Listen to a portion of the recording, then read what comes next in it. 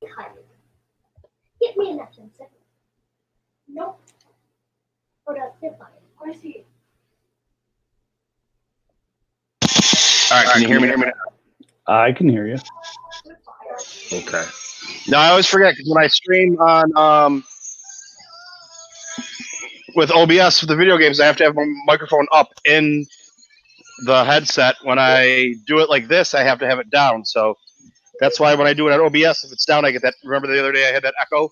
Oh yeah. But whatever. So that's what it is. Let's get this fixed up a little bit. Hi, Anthony. All right. There we go. There's Michael.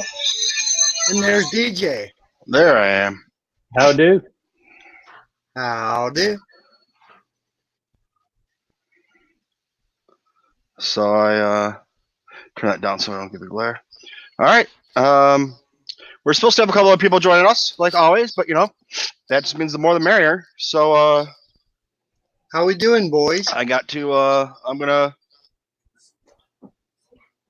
we're doing great. You guys ready to get started? And let's start chatting? Yes, sir. Yeah. All right, let me get this going here then. And okay.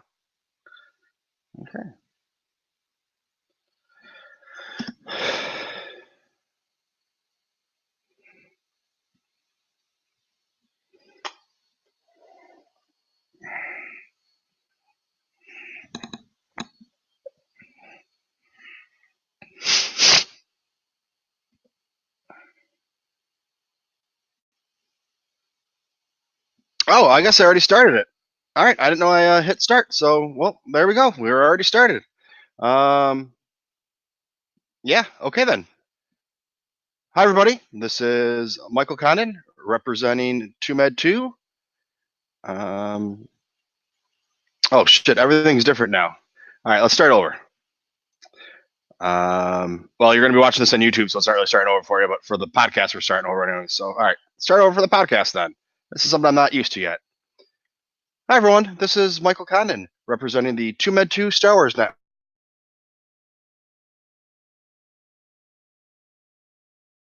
Listening, you are probably listening on either Anchor or Spotify, the two platforms that I know of that I'm on. So this is, I don't know if I said, this is episode number 2. So let's get started. We're going to bring in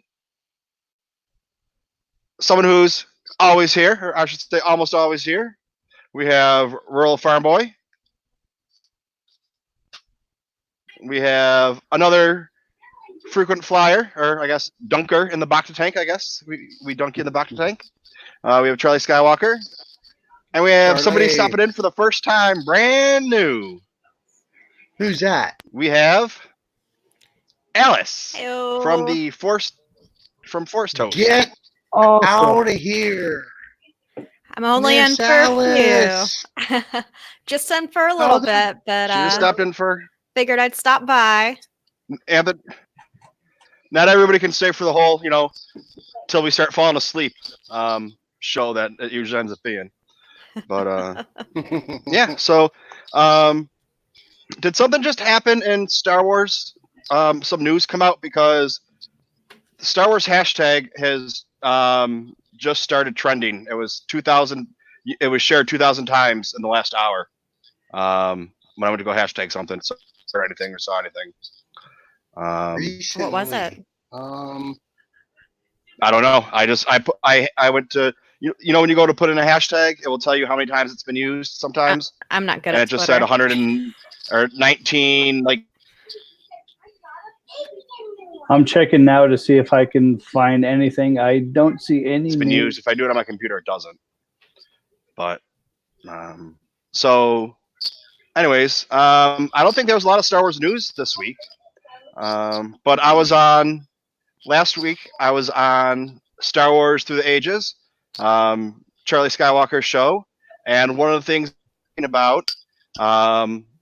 that came up was sex in Star Wars or sexuality in Star Wars. And then yesterday I was just in a chat. I wasn't involved in the chat. I was just, on whatever on the side, like a regular person. And it came up talking about sex, it's kind of like the same thing, but a little bit more in depth, like sex in Star Wars. And there was someone in there saying that, it shouldn't be, they should be able to make R-rated Star Wars movies. And going along the lines of, we know in Star Wars that there's Twi'leks are sex slaves and things like that.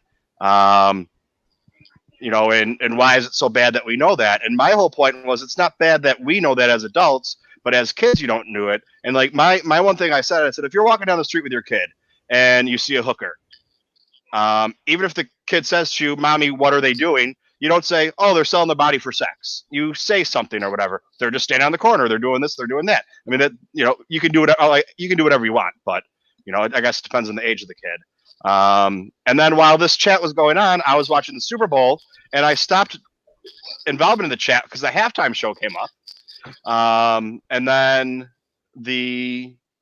I saw the halftime show. I didn't really think there was anything wrong with it. And then today there's all this controversy over the halftime show.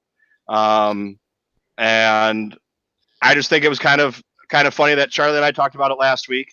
I was in a chat with it that kind of went a little bit more in depth than Charlie and I did, with like sex workers and talking about Star Wars and things like that. And then you have the halftime show and everybody's getting upset about it and freaking out. I guess I was, I don't know if I'm in the minority here. We'll go with, who wants to start? Anybody have an opinion on, because I mean, like my T-shirt we got right here, it's Slave Leia. She has on. Somebody's echoing a lot, just so you know. But she has on more clothes, or she has on less clothes than they did yesterday. And I don't see people boycotting. Well, actually, that's not true. There were people that were upset with Slave Leia, especially recently. But for the majority of people on Twitter, the people that were on Twitter that are in my feed are all Star Wars people. And those Star Wars people that have a problem with it, I mean, they let their kids watch Return of the Jedi. I would assume the majority of them, and don't make their kids leave the room or fast forward through the whole hut scene. But yet they're up in arms because someone is, has more clothes on than what Leia does. So, I mean, that's kind of where I'm going with this, continuing our talk from last week, and the one that I was on yesterday. So, anybody got an opinion on this, or is it just me?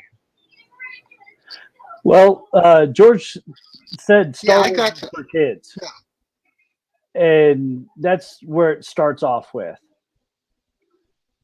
And yeah, we could always have, I mean, even the movies that are coming out now on Disney, the animated show, they have just enough stuff in there for the kids to enjoy, and there's enough adult content intermingled in, kind of hidden, that the adults enjoy as well. As far as the halftime show, yeah, I watched it. My kids were in the room, and I couldn't believe especially for a sporting event that is supposed to be family friendly, to see them writhing around on the stage, rubbing themselves in particular manners, lack of clothing, pole dancing. It was really a shock to me, and had to kind of explain it to the younger kids on what was going on.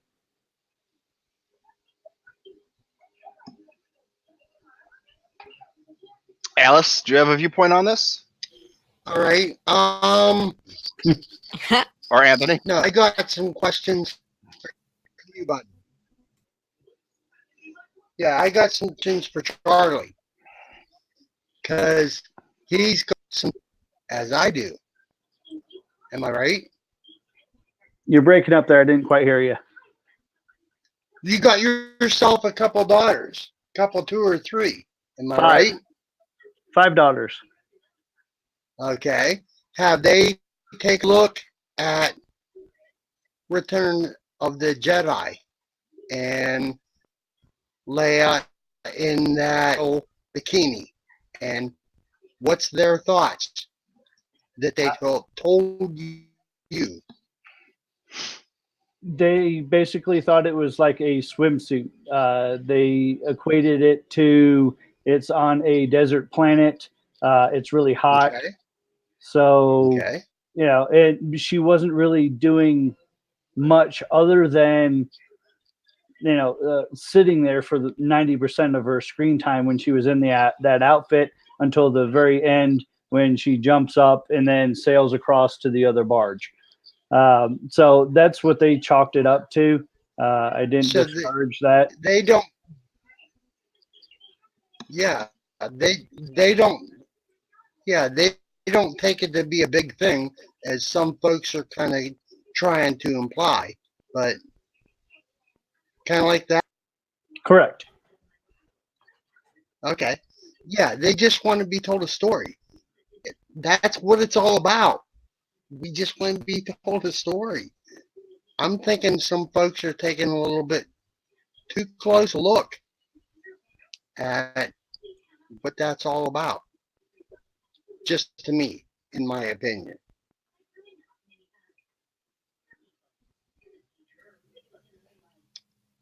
Yeah, I'd kids, say. yes. Sorry. Go, Miss Alice. Go. I say do what you want. If something makes you feel good dressing a certain way, you dress that way unapologetically. There's stuff all over the internet kids have access to nowadays. I did competitive dance competitions growing up, and some things they put you in are a little scantily clad, even at the age of, 13 or so. And that's just life. But if that makes you feel good, do it. And also, a lot of Latino dances are very, very sexy, like the tango and stuff. So I have no issue with it. Wear and do what makes you happy, as long as you're not like actually hurting someone, because that's no good. But have at it. I agree. It's yeah. I let my kids watch it. They continue to watch it, and sure they, just because I wasn't quite crazy about some of the things that they did, I did enjoy the music. I did enjoy some of the dancing. But I mean that's fine. If I really would have had that much of a problem with it, I would have turned it off.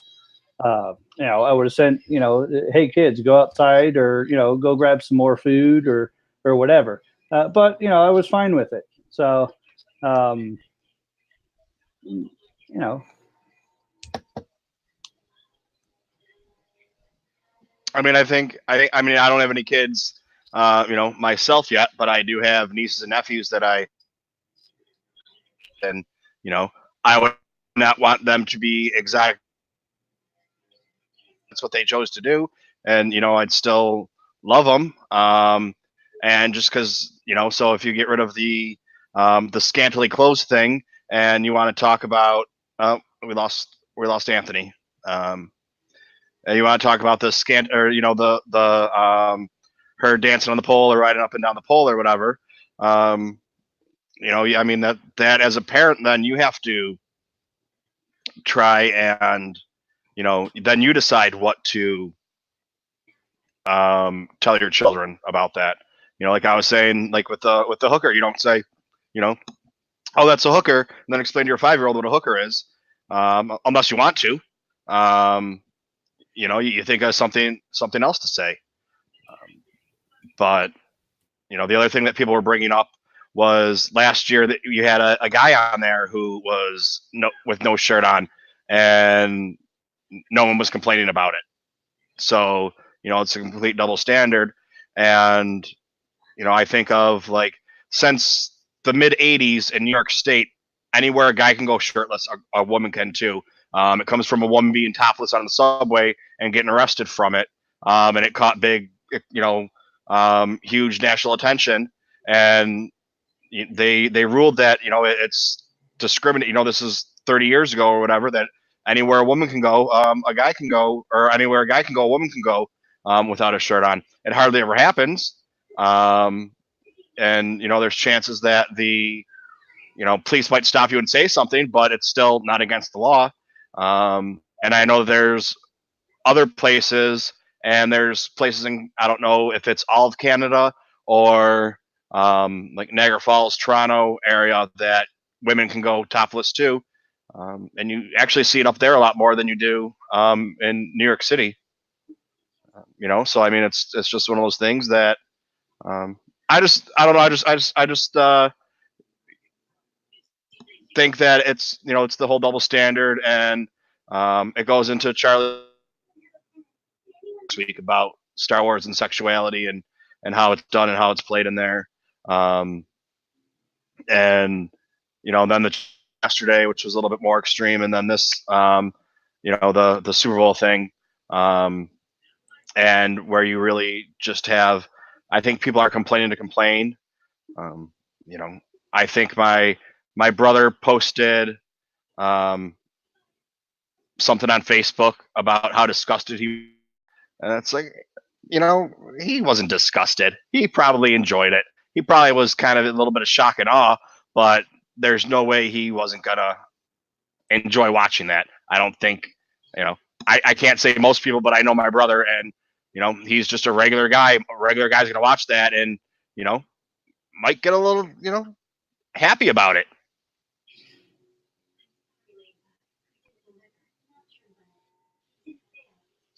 And Anthony's out for a little while. His StreamYard's acting up, so. But, and then, yeah, I guess that's pretty much it. That's all I had for that, But that's why I got a shirt today. I got on the Slave Leia shirt, because I don't know if you remember a year or two ago there was some guy, I don't even know where, couldn't go down the toy aisle with his son because there was a Leia, and he blah blah, and it's like, don't, what do you mean you can't explain? Tell her it's a bathing suit, tell her, whatever it is. But that's pretty much what I got for that one.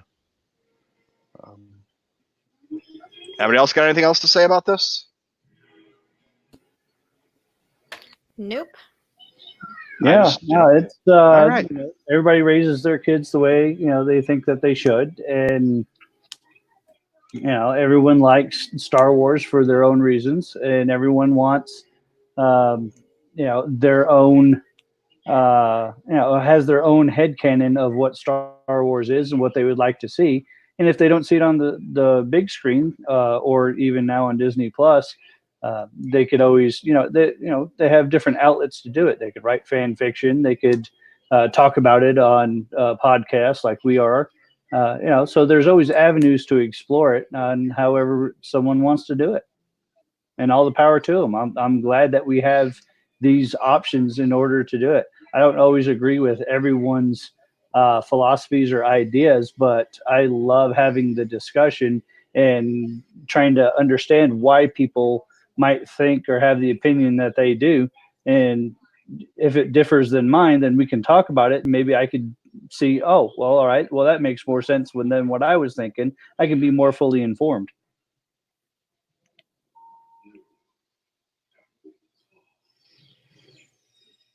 All right.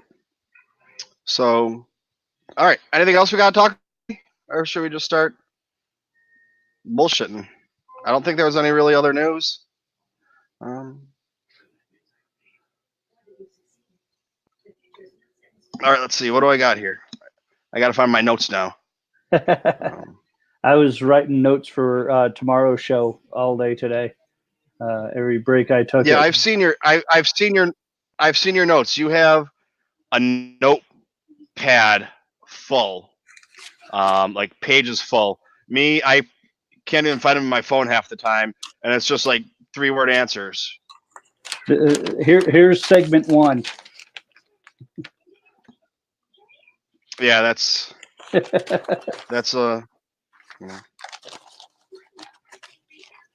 So, but yeah, I'll talk about anything. You know me, I'm not shy to talk about anything. So I'm doing the rewatch of the Clone Wars. I don't know if I told you guys that. Yeah, how's that going? And I'm doing it in chronological order. Oh, nice. And Yeah.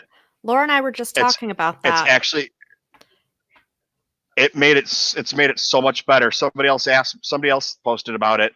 Asked if they've done it, and I'm doing it right now. I'm on like episode 60, so I'm about halfway done. But it's funny because I don't know where it went, but like I'm just gonna give these as an example. So like season 3 is like 307, 308, 309 is an arc. And then it goes to like 115. It is. And then it's like 212 and then like 319. So it's like there's these arcs that are completely out of order season wise.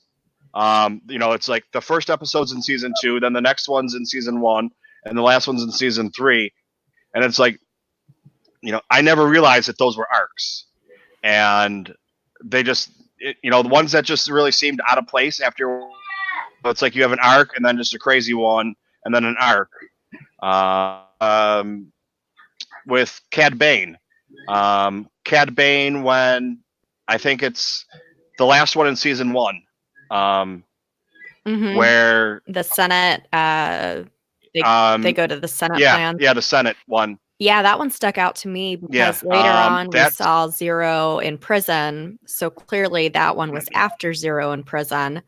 And then also there's that stupid Jogan fruit episode where Cad is trying to get the plans to the Senate building. I'm assuming to pull off the heist of Zero in jail, that it's the end of season 1.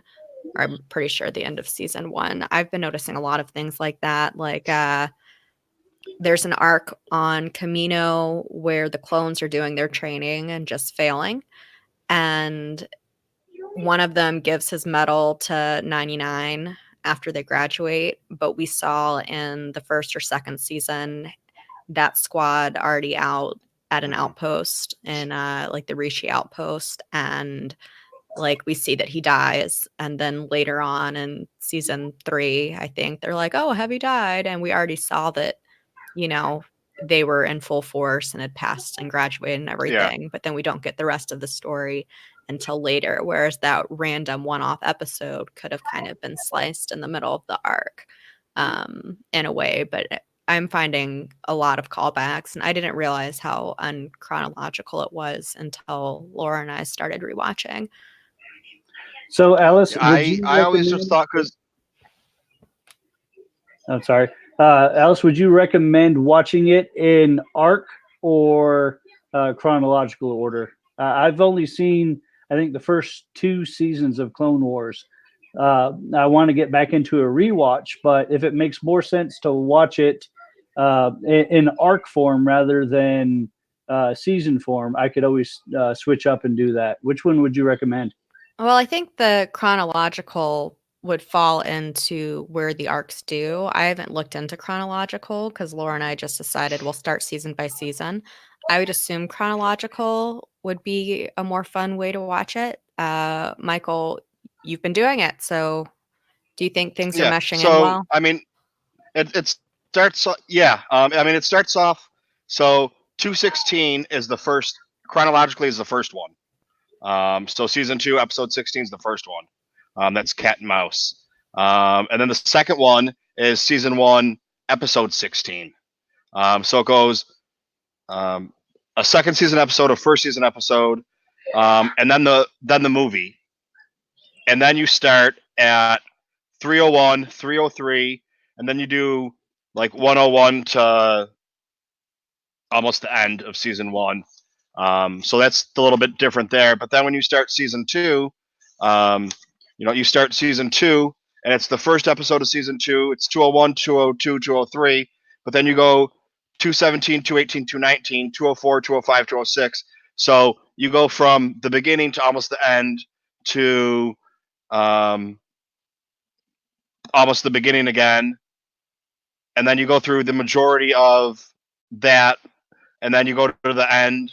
So, like, yeah, it jumps around, but it's usually in segments. But what Alice was just saying with the Zero the Hut, that is so. So it's in order. If you're going number wise, it's episode 51, or it's the 51st episode you should watch. But it's 122, which is season 1, episode 22, and that's the hostage crisis, and that's where you have Cad Bane is at the Senate, and he that's when Anakin gives Padme his lightsaber to show his love, and luckily he did. Otherwise, they would have been fucked, and they'd be gotten because when they captured Anakin, they would have got his lightsaber and everything. But she had it to give him, so everything was good. And then you go to after that, when you go to season 3, episode 9, The Hunt for Zero. And then it goes on the next 1 or 2 episodes of season 3, finish off that arc. Then you go back to season 2 for the Senate murders, and then you go back to an arc, or then you go back to season 3, and you finish off pretty much season 3 until you go to 4. So it's really not. I mean, it is kind of all over the place, but it makes a lot more sense because, I mean, when you're watching it, you have like I don't know if retconned it or not, but they put that one they put the end of season 1, the finale, which really has nothing to do with anything else, but it has to do with the middle of the with 1 episode from season 2 and then 2 episodes from season 3, and then it all fits together. So they're not just kind of crazy episodes thrown together. Yeah, I think it depends on your watch style. Like, if you are planning on just having this on in the background and don't want to have seemingly random stuff come up, and not random, but the joke and fruit episode, I think we can all agree that that one seems bizarre, out of place, and just odd.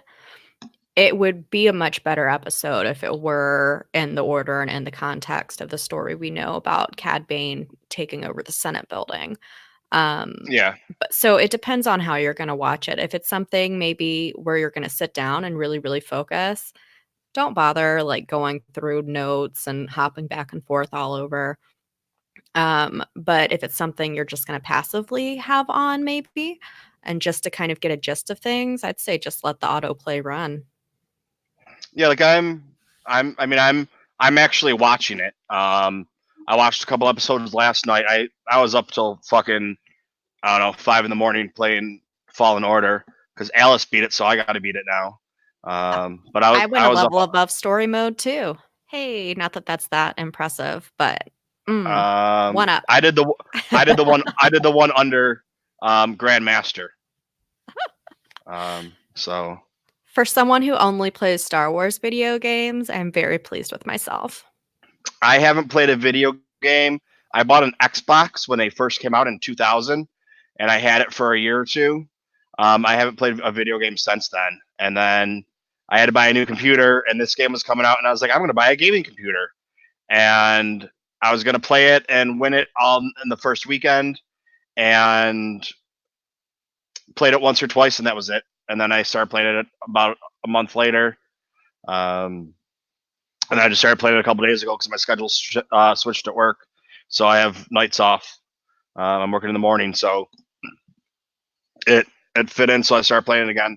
But yeah, so the first couple times I played it were horrible. Like I was just getting destroyed and dying because it'd been 15 years since I played a video game.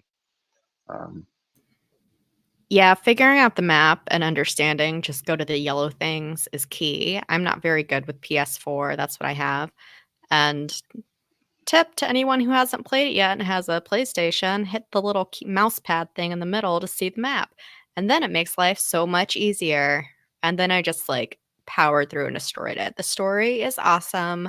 Like seeing Dathomir again, awesome. I'm not going to ruin the ending. But Yeah, it was definitely very enjoyable, and I hadn't played a story mode game or like a story focused game like this before. I'd only done the Battlefronts, and I was like awesome at Battlefront 2 on PS1 or PS2. Sorry, my bad. Whatever came out around 2005, and it was my favorite thing ever. And I've only played those types of games, so this was definitely something new to get used to, and I highly recommend it. So much fun. It looks great.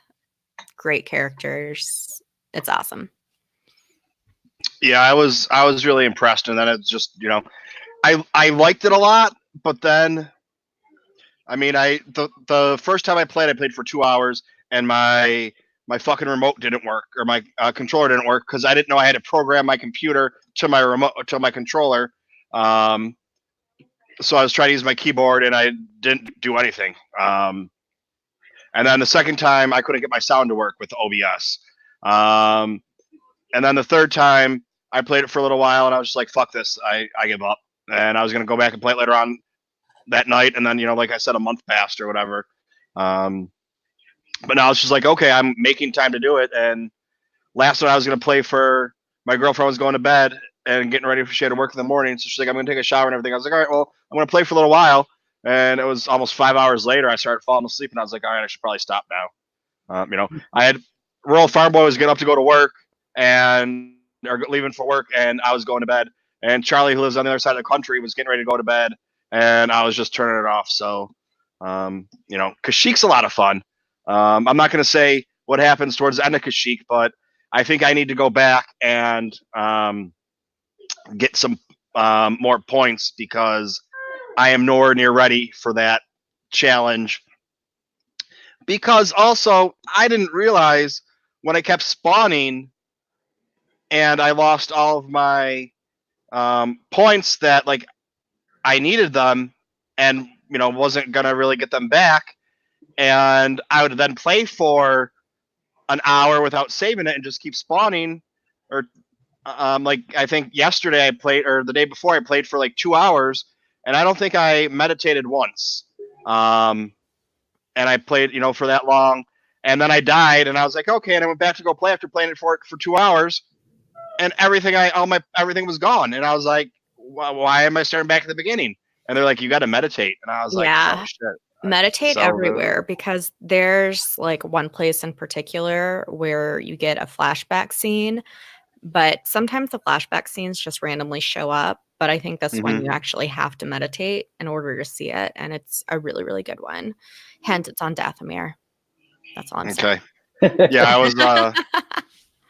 I just got my double on Kashyyyk, and somebody was like, that's why you're supposed to go to Dathomir first to go get that, and that makes it so much easier for the rest of the game. And I was like, everybody told me not to go to Dathomir because it's so hard.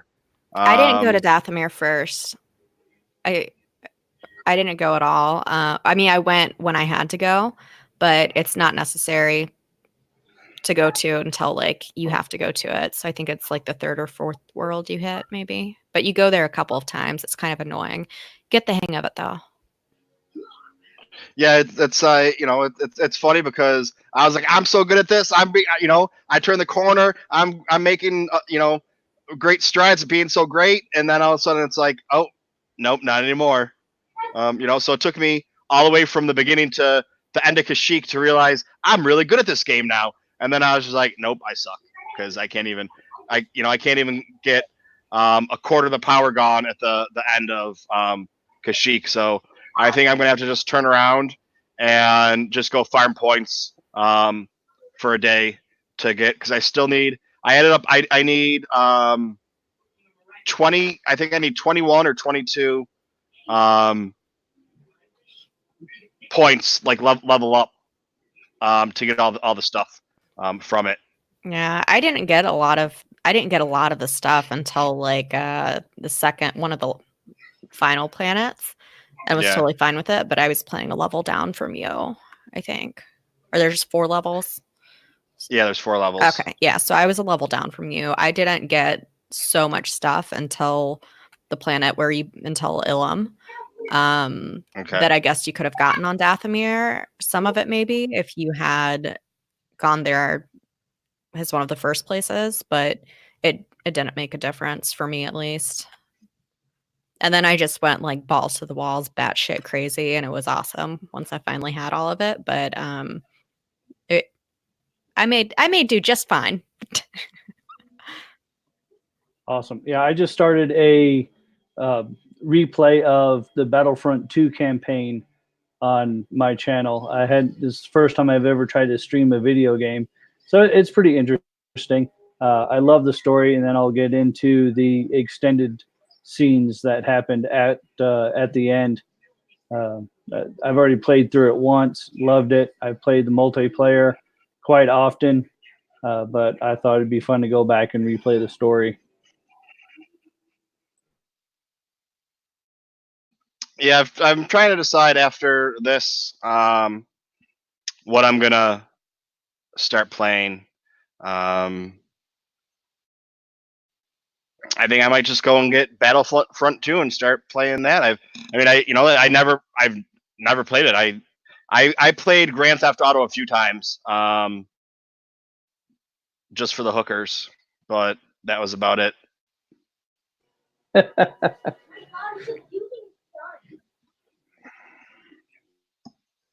going to go back. There's on my Xbox that I have Knights of the Old Republic 1 and 2 that they released for the Xbox original. I re-downloaded, and then there's a couple of other ones that I have. The PlayStation that I had also came with Star Wars Bounty Hunter, Super Star Wars, Battlefront 2. I believe it has the first Battlefront as well. And a couple of other Star Wars related games. Pod Racers 1. Just a lot of fun Star Wars games to play, a lot of nostalgic games. But I've been a gamer ever since I was the Commodore 64. I used to be a GameStop manager, so I have I've had tons and tons of consoles, tons and tons of games.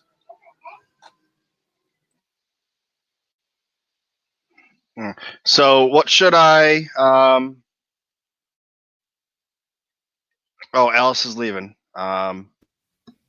So all right, yeah, Alice. This is kind of like what it is. It's people in and out. I just get on and people come in and out all night, all day. So anytime you have a Monday free, pop in. All right, yeah, awesome. If Rural Farm Boy, he's usually on here, and he's usually what keeps me on here later to argue then for a half hour whether or not when episode 10 is coming out, and I say it's happening, and he says it's not. That's pretty much every Monday night at the end. We just argue for an hour or a half hour back and forth about it. Yeah, I hop in every now there's a lot of and times then in people the just come out. chat. Yeah, I've seen you in the chat a couple times, but it's the first time you've been in the Bacta tank. I know. I Get in feel the tank. fancy now. Ooh. Yeah, I feel fancy, except I'm like starving, and I think I'm going to go pick up Taco Bell because I didn't get a chance to when I wanted. But fire sauce, man, you just douse every bite in fire sauce. That's my words of wisdom to everyone. Well, that's the only way you can eat it. But my parting words. It's delicious. I think. Anyway, yeah, thanks for having me. And we'll chat soon. Yeah. Hopefully next time you come on, it's not a slow week. So I actually had plans. I was gonna. I have like every Star Wars book. Well, not everyone, but I have a bookcase full of them, and I was gonna read Star Wars philosophy books today and start talking about Star Wars philosophy, and That's then. Cool. Well, then I got stuck in chats and doing other stuff, and it didn't happen. So I was like, "Well, everybody's all pissed off about this Super Bowl thing. So let's see what anybody's got to say." And everybody's just like, "Who cares?" And I'm like, "All right, well, that's cool." Yeah, I avoid the news. I did start Force Collector last night, so that's my next book to hit up, and then we'll see what's next. Force Collector that was a really good book. I enjoyed that a lot when it came out. I do the Audible books, So I read with my ears, and it's great because, depending on what I have going on, I can finish an entire book in almost one day. If I make that my object of, you know how it is, and you're in Chicago, the same with like New York City. You might not live that far from work, but you got to wait for the train and get there and do everything. And, I take my dog and I listen to it in the shower, and there's 3 hours just doing nothing. Totally. So, but all right, Alice, thanks for stopping by. Yeah, thanks for having me. I'll see you all around. All right. It was fun. Have a good night. Bye. You too. Oh, and everybody, you can find Alice on Force Toast Podcast. She does that with her friend Laura. Force Toast Pod, forcetoastpod.com. Our birthday is Wednesday, so that's very exciting. Awesome. I know it's an Aquarius birthday. My birthday's in a couple weeks, so that means a lot to me. Very good. Happy early birthday, in case I don't remember. All right, well, thank you. All right. Thanks for stopping by. Sure thing. Thank you. Bye. All right. So I put the link in there if anybody wants to hop in.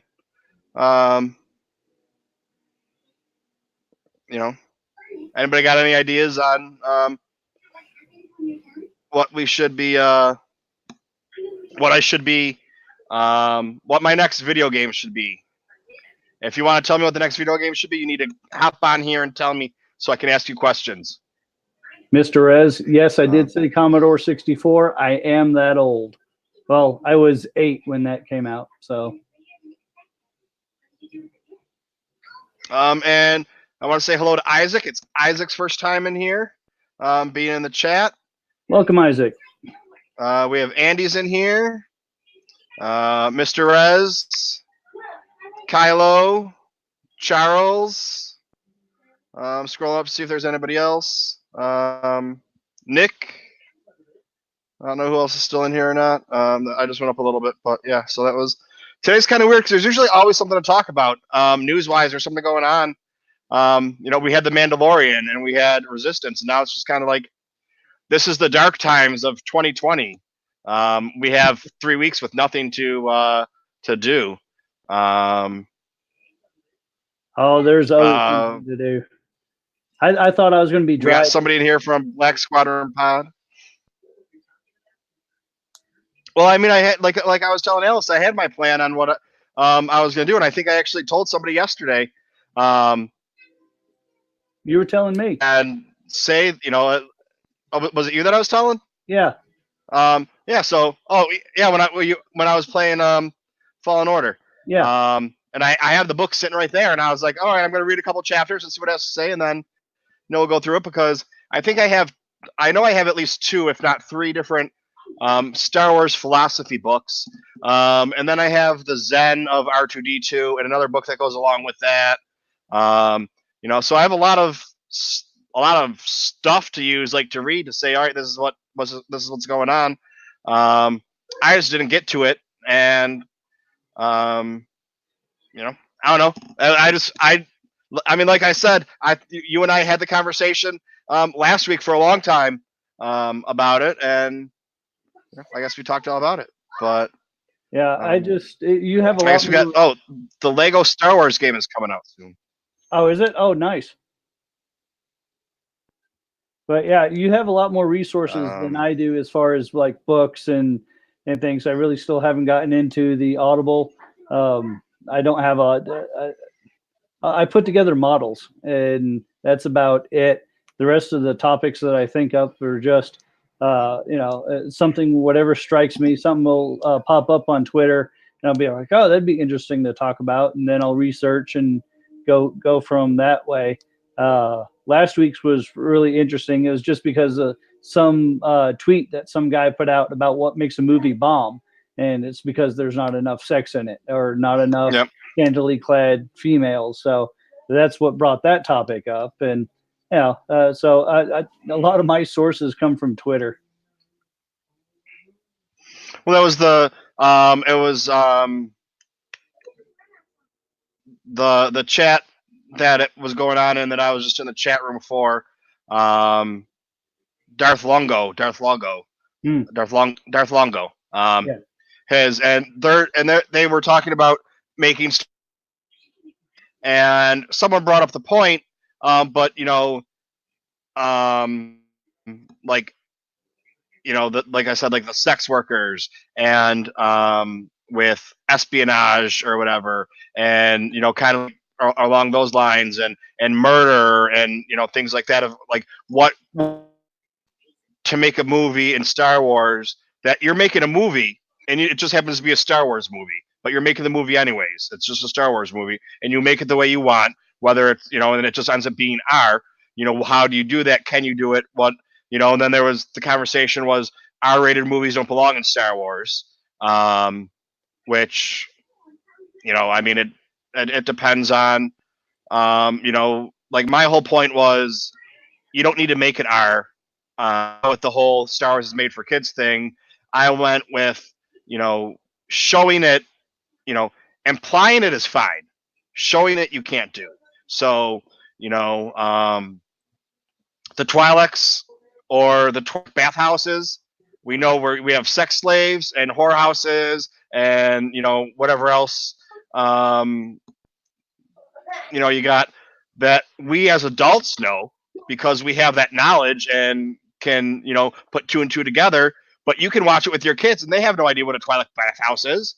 And if they ask you and you don't know, and you don't know how to answer, you say, "Oh, I don't know," and hopefully they drop it. 3 months later, they say, "Daddy, what?" When you're in the middle of the store, "What's a bathhouse?" or something like that, because you remember, and then embarrasses the shit out of you. Why is my 3-year-old or 5-year-old asking me? But then again, maybe your kid shouldn't be watching it if they're, that young. And I mean, that just gets in the whole thing of, why is it in the United States sex is bad but violence is okay, and you go over to Europe and sex is okay and violence is bad. It's just difference in culture where you can, like, I mean, like one of my points was showing it you can't do, implying it is fine. And also, when I was a kid growing up in the 80s, I wasn't allowed to watch a lot of movies until my parents saw them first, especially, or if they'd have to hear about them first, and from a reliable source. Not, "Oh yeah, it's a good movie. Oh, it's kid friendly." Somebody in my aunt's church group said that Gremlins was kid friendly, and my aunt took myself and my 2 sisters and a bunch of my cousins. I think there was 2 carloads of kids that went, and I was the youngest one, and I think that came out in '84. So I was 5 or 6, and I was the only one that wasn't scared. Like I think my 2 sisters cried. My other cousins that are a couple years older than me were really scared. Some of the other ones were like 10 or 12, so they were okay, but it was still kind of scary or whatever. But then afterwards, like my aunt was like, "Oh my God, I'm so sorry." To my mom, I was told that it was okay. I didn't blah, blah, blah, whatever, and it's like, I remember, so it's like, it's being a fucking parent and screening your shit. Doesn't mean it's okay for what you want your kids to watch. And, like when I was talking to my mom the other day, she's like, every time I try and watch your thing on YouTube, I can never do it with my computer. And I said, "Well, Mom, you should probably watch it with no sound on." She's like, "Why?" I was like, "Well, because it's definitely R-rated." And she's like, "Well, then I probably wouldn't want to watch it then." And I was like, "Well, no, probably not." I said, but and it's like I remember wanting to watch Commando when it came out, and when it first went on VHS, and I would have been able to watch it, except they said fuck too many times. So the violence wasn't a problem. It's the language, because I had a potty mouth, and that was my problem. When I was a little kid, I had my one of the cousins I went to go see the movie with used to call me Bam Bam, because I would just take shit and smash, like not like smash it, but like when you're like the red bats or whatever, Like I would take those and I would hit people with it, and I'd always walk around hitting people with it and hitting things with it or whatever. So they used to call me Bam Bam as a joke. Not forever. It was just for however long that it happened. It wasn't like a long period thing. Like but it was like with like war movies and stuff like that, or like Commando or whenever it came out. Like the violence and the guns were never a problem. But like Karate Kid, I'd hit people because I'd pretend I was the Karate Kid, and I'd try karate moves on people and wrestling moves. So that was like an issue. But I knew guns, guns were dangerous, and I couldn't really shoot somebody with a stick. So that was never the issue there. I guess I don't know what I'm talking about right now anymore. Well, I think the biggest obstacle right now is not whether or not they make a rated R Star Wars movie. It's they want to make as much money as humanly possible. They want to reach as the largest target audience that they can. So with it being a PG-13 rating, they're going to get the kids, they'll get the teenagers, they'll get the young adults, and even the older adults that have been through it for so long, they'll even go. So if they make an R-rated version of Star Wars, then the amount of money that they're going to make, I think, will drop significantly. They're not going to have the teenagers and the kids, mom, I want to go see Rise of Skywalker. No, you can't go see that. It's rated R. So I think that's the main reason why they don't go do anything beyond PG-13. It's all a money issue. Yeah. Yeah, I agree with that. And like whoever I was having a conversation with, the reason that Star Wars has never done well in China is because China has something in their culture with ghosts. And I believe there's actually something with the Chinese. I could be wrong with this. Someone let me know whether I am or whether I'm right. Something with the Chinese government and the amount of ghosts or ghost story thing you can have in a movie, because of how their culture is. Kind of like, I don't know how the rating system goes in Europe, but you show a couple tits here. My girlfriend doesn't like when I say tits. She says it's a dirty word. You show a couple of, boobs in the United States, and it's going to get a PG or PG-13 movie. You show a lot of them, it gets an R. I think it's somewhere around the same way in China, and it changes the movie to a point where they don't even let you watch it.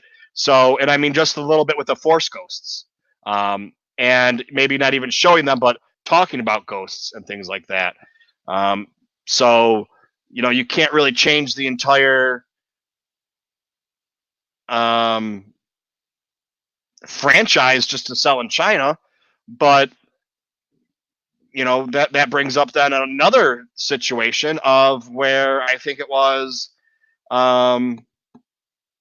Korea, where they took out the two girls kissing in the background, and when it took place, a political thing. Well, it's probably going to end up that way, or a religious thing. Anybody else want to jump in? I posted it on there. The link. I'll do it again. If anybody wants to hop on, because everybody wanted the Finn and Poe romance to happen, which I think it would have been perfect for it too, because were they just two good best friends, or did they have something? I mean, we're never really going to know. The Rise of the Resistance, the last book that came out, sure made it seem like they had something going on, or there was more than just a friendship for whatever reason, but they didn't do it in the book, or they didn't do it in the movie, so it didn't happen, or it's not gonna whatever it is. And right. people say it was a cop out that they show in the background two women kissing instead of these two main characters. But then it gets to Disney is once again, and Disney. So whether or not Lucasfilm wanted to or not, they're owned by Disney. Disney's family friendly. So whether or not Disney would have allowed Lucasfilm to have two main characters be gay, or to kiss or explore, that's a question that we don't know. Is that why they didn't do it, or did they just not? Did JJ when he did it didn't really feel that was part that he wanted to go with? Yeah, Was it not having the balls to do it, or was it a not a family friendly thing? Because whether or not you think it's right or wrong, it's still not family friendly when you look at the American society as a whole. So whether you think that you should be able to have it or shouldn't be able to have it, the American society as a whole, having two people on screen of the same sex kissing, even though it's much more acceptable these days, is still somewhat, I'd say, risque. Going back to, like we were talking about, it's up to parents to teach their kids. That's a hooker. Or that's some lady standing on the street. Once you have a guy and a guy kissing, or a girl and a girl kissing, it's harder to say, well, they're just friends. Well, how come, now this little kid thinks that's how friends kiss each other. So, yeah, I don't know. What do you think about that, Charlie? Yeah, I mean, I agree with you. I think there's a lot of, I don't want to say extracurricular, but I'm trying to think of the word. A lot of outside influences that go into what they can and cannot put on screen, especially for a worldwide franchise such as Star Wars. If they limited Force Ghost for China, if they limited a kiss scene or a relationship for Japan, I don't know. I almost wish that if they were going to do that, then do it. Put it in the book. Put it in the novelization or whatever. If they, because like I said, the whole thing is to make money. So whatever they want to make it. If it's, make a slightly different version for those countries that don't want to say. They film multiple endings anyway, so why not fill in? Hey, here's the China ending, and we're just going to take out the actual Force Ghost visible. We'll just hear voices, and we can let that be whatever they want to do. They want to release it in Japan or Korea or wherever, and they're against the same-sex kiss. Well, take out. I mean, it's 4 or 5 frames of film. Take them out. It probably won't be anything different, and then they could release it for them, and we'll still have whatever they wanted to release for the United States. That's just one way to do it. I mean, I can't say. It all depends on how bad they want to cater to everyone. Yeah, I mean, it's, does it suck that, well, can I say, does it suck that they didn't make faux a thing? I mean, no, it doesn't suck. It wasn't part of the story. Do I think it would have, if you were a gay kid growing up and saw that, would it make you happy? Just like it's making, a black, I mean, you always had Lando, but Lando was a secondary character. You have Finn on as, one of the main 3, so now you get to see him instead of seeing, Lando's a pimp anyway. So that's, I don't know if that's really what, Colt 45 and, being a pimp, what Billy D. Williams is known for. So it's like, I don't know if that's really what you want your, to raise your kids, all beer commercials and smacking the hose around. But, but I mean, I don't know. It's because I have people on both sides that, I really don't, but I have know a lot of people that think it sucks that they didn't make that, Finn Poe, but then that also are really upset that they photoshopped those two ladies out. But from a business standpoint, a couple seconds of photoshopping for millions of dollars, yeah, I'd probably do it too, because it's no longer about, it's not an indie film talking about integrity or something like that. It's to make some money. And I mean, that's what it pretty much comes down to. And it's not like when they turned all of the guns and walkies because guns are bad. So they turned them all into walkie-talkies, and then it's like, now this movie looks fucking stupid, so we're gonna put the guns back in. Isaac left. I guess he was in. He said goodbye. Or But yeah, it's. What's your favorite? It's hard to say. All we have is what they gave us, so we don't know. Yeah. What their true intentions were. If it was a thing or was supposed to be a thing and then they changed their minds, we don't really know that for certain. A lot of people wanted, it's like, it boils down to like the whole Raylo thing as well. A lot of people wanted that relationship and they interpreted it a certain way. Well, we got what we have, and you can interpret it however you want to interpret it. I see a lot of stuff on Twitter about Kylo and Hux. No, that's not what we got. Whether somebody wanted it, whether it was an actual thing, I don't know how it started, but it's all over Twitter, cartoons and drawings and all sorts of stuff, but that's not what we got. So we can only go off of, what they give us. Everything else is conjecture at that point.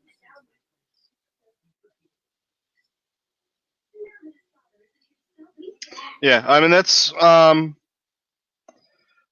when I first started off and I didn't know what I was going to do, and I was going to do everything, and I was going to, bring the news and be the breaking the news and doing everything and whatever.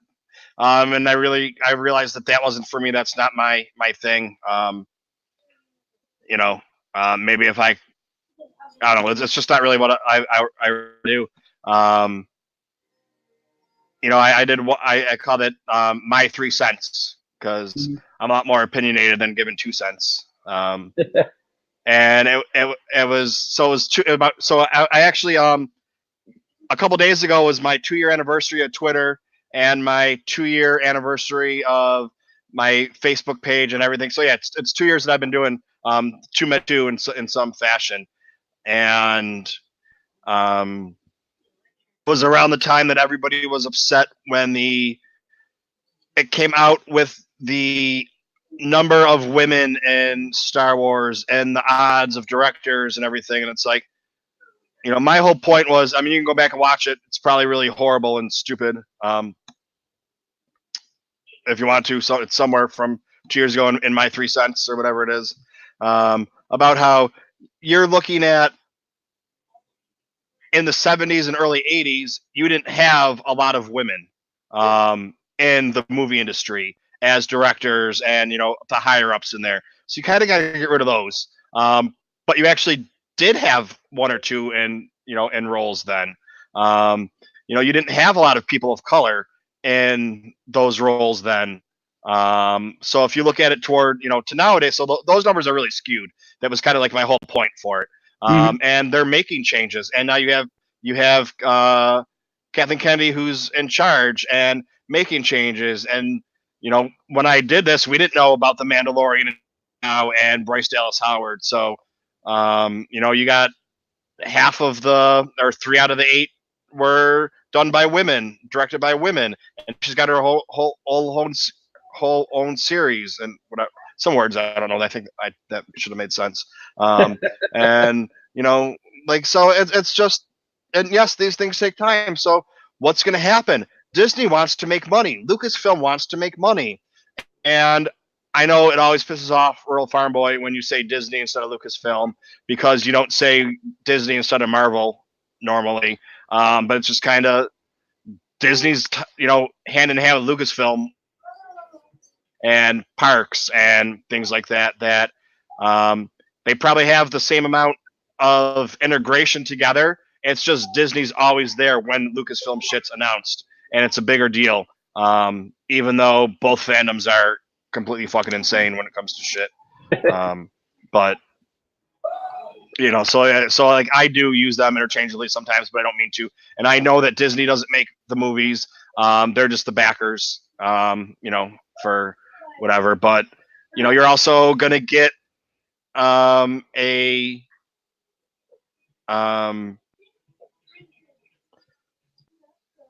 I just read that. So this is what happens when I read the chat. I'm like, wait a second, I'm in the middle of saying something. Let me think of my thought. Okay. But yeah, so what the hell was I saying? Yeah, so Disney, I don't even remember what I was saying anymore. That couldn't have been too important. But yeah, so basically, Disney makes them. Disney doesn't make them; they just back them. But you can get. I think Marvel isn't as friendly family as Star Wars.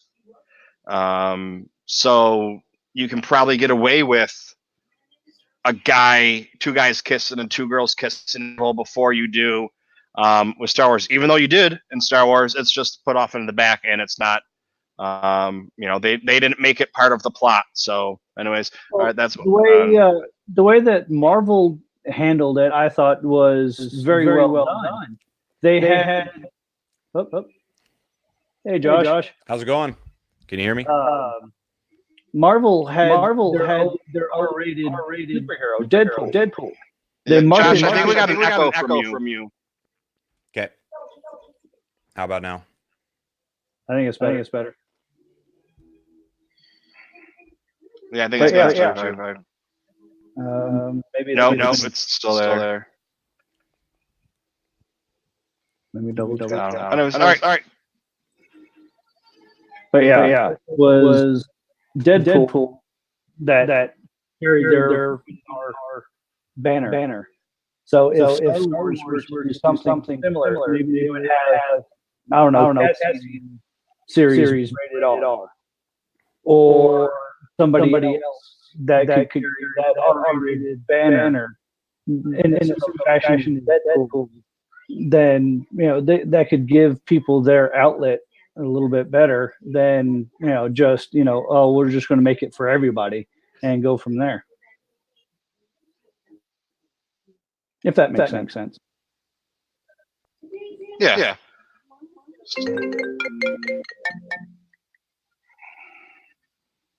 So just today. How's it going? I thought I'd hop on. Andy gets to take all the screen time, so I was going to take my turn here. It's kind of a we don't want him on here anyways today. That's right. I think he's grumpy. Oh, he's got a major call coming in. How you guys doing? You guys talking? I caught a little bit of it before I hopped on. We're just there wasn't. Josh, you have an echo on your end. I wonder if it's picking up my headphones. Or I could. I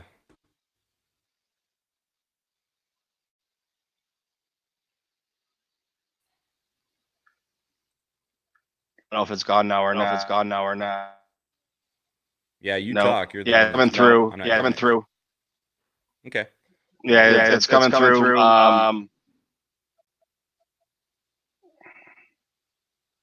So it's picking up my voice. Gotcha. So it's not really an echo. It's just it's picking up me talking. How about now? Let's see if it's gone now or if it's still there. That's better. Yeah, it's a lot better. Okay. So yeah, we just usually I have I haven't been really planning stuff out. I just have an idea in my head what I want to talk about. And last week I actually had a list, and we went through the list and went through that. And then today I didn't really make a list, and I was like, well, I don't really know if there's any Star Wars stuff going on this week. Let's just talk Star Wars. And I kind of incorporated what Charlie and I talked about last week on his show. And then, everybody that was upset about Charlie and I talked about how sex sells or what it takes for a movie to be a flop. or to be a bomb or whatever, and like the sex aspect in Star Wars. And then I kind of brought that back up with the Super Bowl show yesterday, the halftime show, and we just kind of all agreed. And I was like, okay, well, that's kind of boring for us to talk about now. So, yeah. So, anyways, yeah, Josh. I'm glad that you stopped in. Yeah, thanks. Good to be here. Awesome. It is. It's fun to be. Like I said, I've been watching Andy pop in. You know, when you get time, you're rolling around, watch a bit of the cast. So, yeah, I don't know what you thought about the Super Bowl show, but I didn't really put it together until I started reading some tweets that people would be offended by it. I feel like that's just all around us already. Why not the Super Bowl? I don't know. I mean, yeah, that's what. Fuck, dude. Back in the '80s, when Cher was on an aircraft carrier, people flipped out because what she was wearing, and it was the same thing that it was the same thing 30 years ago, and the clothing was the same. I guess Shakira's outfit wasn't bad. It was J-Lo's outfit that's about. But yeah, she did do the double knee slide into the camera. So that might have caused a few eyebrows to raise, but she did the tongue thing on to the camera, Shakira. That was Shakira. If you look on Facebook, someone had posted a meme and I reposted it. It's who did it better, or I guess it was a GIF. It was Shakira doing the tongue thing, and then right after her, a goat doing the exact same thing. And so yeah, everyone. It's not. Everyone gets a little touchy. I mean, I guess if you're Mormon or whatever, whoever else is crazy, I guess if I name other religions that are strict, I'd be xenophobic, or not xenophobic, but I'd be, I don't know, religionist or something like that. But I guess it's okay for me to make fun of Mormons. So we'll just make fun of them because it's easy. It's okay to make fun of anyone. That's what if there's that hate in your heart, you should be able to make fun of anybody. I started making fun of Mormons, and like 3 people dropped out of the chat. So, note to self: don't make fun of Mormons anymore. Way to go, Michael. Wouldn't be the first time I pissed off a bunch of people. Yeah, what were you saying? Apparently, Mormons control the internet. You just got caught. Michael ends up with just a black screen. No, I like I said, I heard a little bit of what you guys were talking about. I don't disagree with your thought as far as how a movie flops or why not. I think also a movie's, there's tasteful, and there's also like, showing off. I don't know, young people. That's going to be a big thing. The only Star Wars movie that really delved nice and close to that line was, Rogue One, because at the end, the main characters were, blown up in a fireball, although we didn't see blood or anything like that. But I remember leaving that movie. I think the term one of my buddies used was like, it was like the modern warfare of Star Wars, which is kind of, obviously it's not as violent as maybe a modern warfare, but it got really close to maybe grabbing. Did it grab? It wasn't PG-13, was it? Yes. Okay. See, that's more than any other Star Wars film, right? Or did they give one of the prequels a 13? Revenge of the Sith was PG-13. Yeah. So anyway, but for different reasons. I think it was because of Anakin's burnt body at the end or something like that. Or maybe it was the younglings. Yeah. I think it was the younglings. that was probably the edge. Yeah, so. But Marvel definitely has a little more leeway in that category. I mean, the outfits and all that stuff. They get to kind of do some, even the Thors are a little irreverent, so I think they're getting there. Somebody's got to complain about something, right? Yeah, Mr. Perez right now. Mr. S is complaining that you spoiled Rogue One for him. Sorry, Rez. Sorry about that. They're all fine. They're all fine.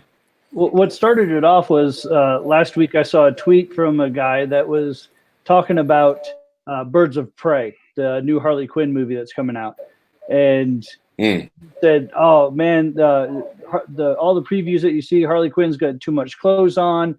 They've really toned down the sexuality. She's not as sexy as she was. The rest of the co-stars aren't as attractive as what they could have been. This movie is just going to flop." Huh. So that got me thinking, well, what is going to cause it to flop? She's an iconic character. I loved the preview of the movie. I thought they did a great job with it. I love the casting of the different heroes that they have. I don't think it's going to flop. And even if it does have less of a sexual, innuendo to it, I think it's going to do well. And how does that factor into, say, Star Wars, and where does Star Wars fit into that realm? That's where it came from. Yeah, and Harley Quinn though is a manifestation of a comic, and in the comic she was always portrayed as very sexy. So I don't know. I mean, that's her character, right? Was there ever like a kid's Harley Quinn? Well, she started off where it wasn't as bad. She was in like a unitard and was more just a fractured mind than anything. She was what do they call that? Is it Florence Nightingale thing? Oh yeah, with the Joker. Yeah, and Stockholm syndrome, because he just basically fractured her mind, and then from there it just went off. In the early '80s, she was a lot tamer than what she ended up being in the '90s and 2000s. Probably her hair too, less hairspray than the '80s. Yeah, the '80s she wore a hat. Okay. She looked like a Joker, like on the playing cards. Oh, that's right. Yeah, a jester. Yeah. Yeah, I didn't follow the Harley Quinn comics very closely.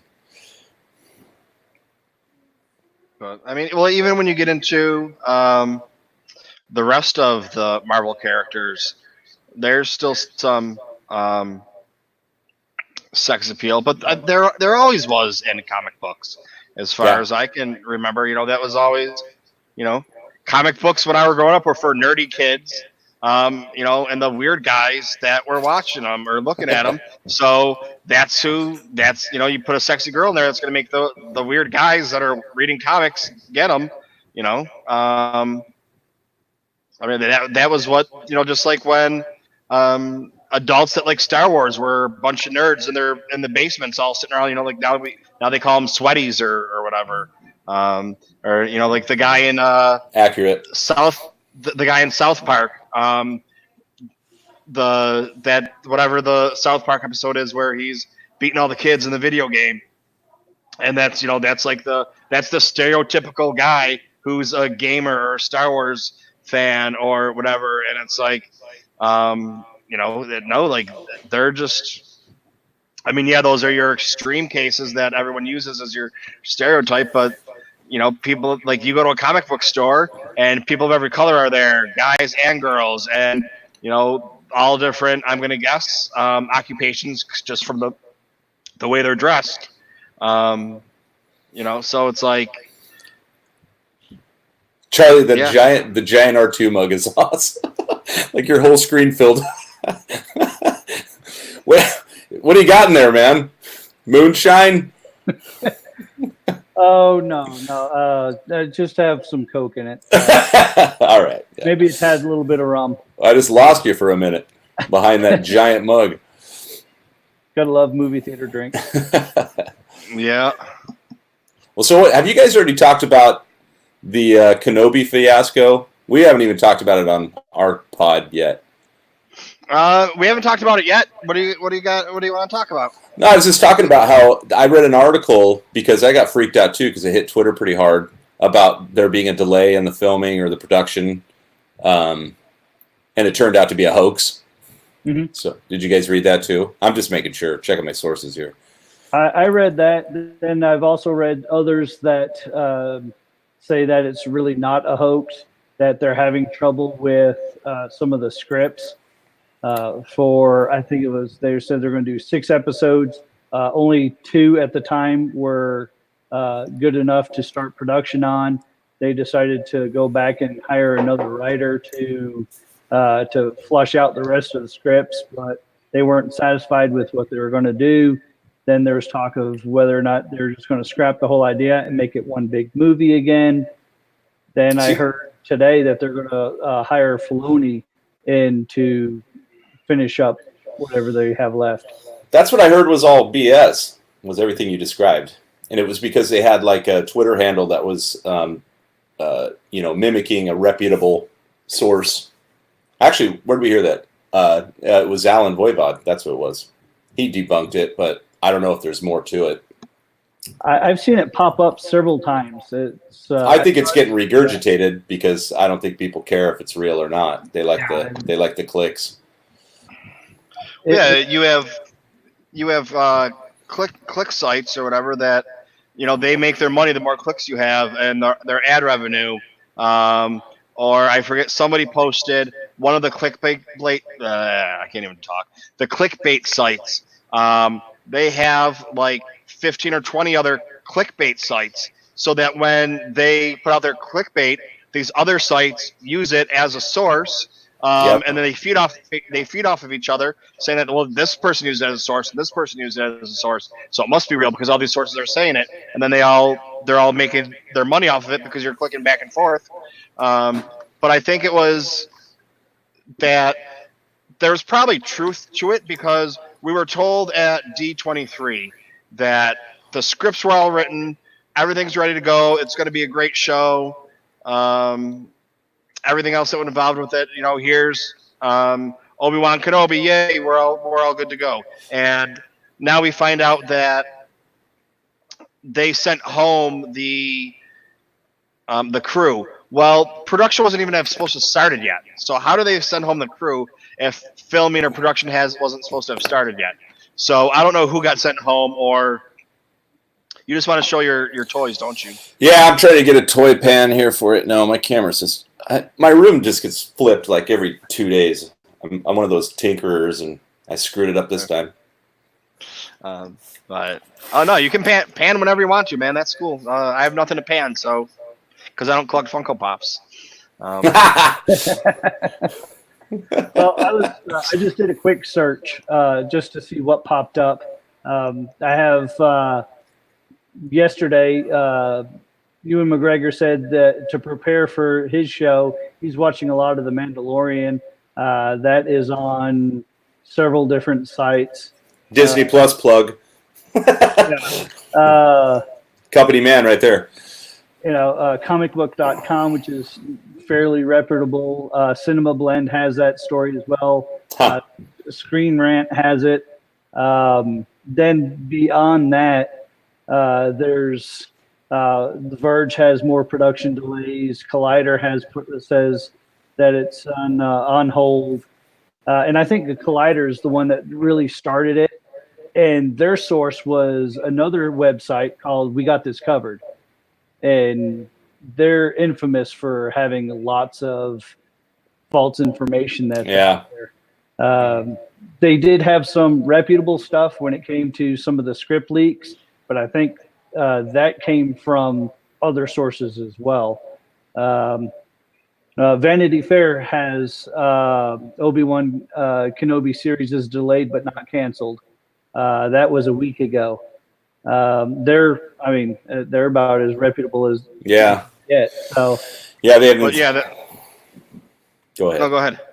I was going to say they just have the inside track. Obviously they get the big photo shoots, but yeah, I think what happened is someone put out the information that it was that the production crew was sent home for whatever reason, and then the production crew was sent home. Why did they get sent home?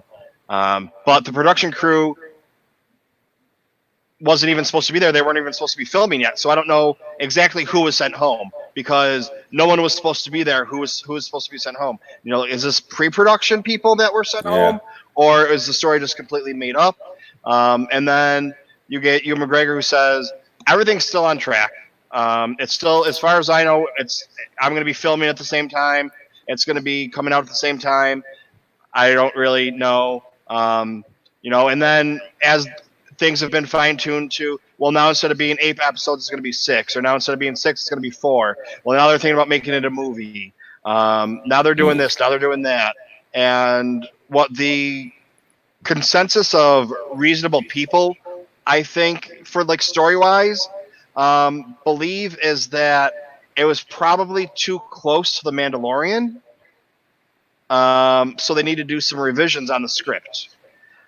Whether or not that's true or not, that could be completely wrong, but that's what the consensus of people that aren't jumping the gun and, you know, aren't thinking that it's ruined and Disney ruined Star Wars again, and, you know, whatever you want to, you know, like if you actually sit down and talk about it and okay, what do you think the possibilities are? Well, what it's probably like this, it's probably like this. I mean, that's, I think, what the sane people that aren't jumping the gun have come up with is probably a little too close to The Mandalorian, so they went for some script revisions, and now they're not happy with what they have, so now they're going to kind of retool and get it back on track so it's not so similar. Well, there's a comment in the chat about if they're going to show what Obi-Wan was doing for the 18 years while Luke was growing up, won't that take away from what Luke said on Oct 2, that he was just emulating his master by hiding out? I don't think that it would take away from it. I think that for what Luke knew, you know, he was in hiding, but his main mission was to look after Luke, to keep him safe, to make sure the Empire didn't find out about him. I don't know how much they're going to add to that, but that was his main objective, was watch over Luke, make sure that nothing happens to the kid as he grows up, and, you know, keep a low profile. So I don't think it's really going to weaken what Luke says, because it's all from a certain point of view. Yeah, I don't disagree. I think there's enough, you know, I mean, you can fit anything into a 7-day time frame and make it 6 episodes, you know. I mean, he took a week off from keeping an eye on little tiny Luke and decided to have some adventures worth putting on Disney Plus. We can oversimplify if you want. Well, I mean, not only that, we also have the final Maul confrontation that happened on Tatooine as well. Yep. So I'm sure that has to be part of the ending of it, is they have to show that, I would think.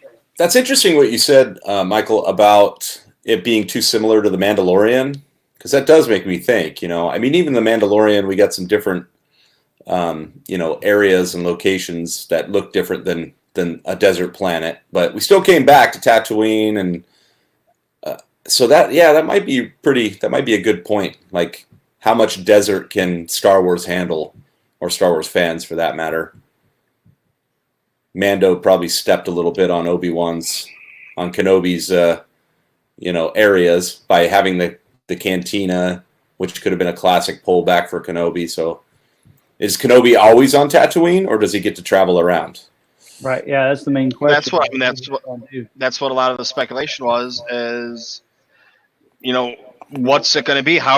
Before The Mandalorian came out, how are they going to write a story about this guy who was supposed to be in hiding and protecting? But if they go off of and use legends, actually, I don't know if it's canon now or not because of the comic book. But Obi-Wan had to go protect Luke when he was younger because someone came. I don't know if they were looking for Luke or if they were just at the Lars homestead and Obi-Wan had to go protect him. But, you know, if you're going to make a movie about it, so obviously there's going to have to be some action in it. And then what, you know, is he fighting bounty hunters or is he hiding out and being like a ninja, or does he have to go off-world and, you know, take care of these missions or things for whatever reason? or is it, like the cowboy western where someone's wronged and he has to go right it, and it really doesn't have anything to do with Luke because he's still there watching out for him, but you can't babysit 20 and he can't be, up on the hill watching. So it's just kind of like checking in periodically to make sure he's okay. Well, he's still a Jedi, and right? He's still a Jedi, so he still has kind of that moral code to people and other that's than where Luke. I think, him going to right wrongs of things that happened, might have been kind of what the story was. And I don't know how it plays out that they didn't already know what the Kenobi story was when they started making The Mandalorian, or vice versa. Because this is 2 years ago they knew what The Mandalorian was before they even started filming.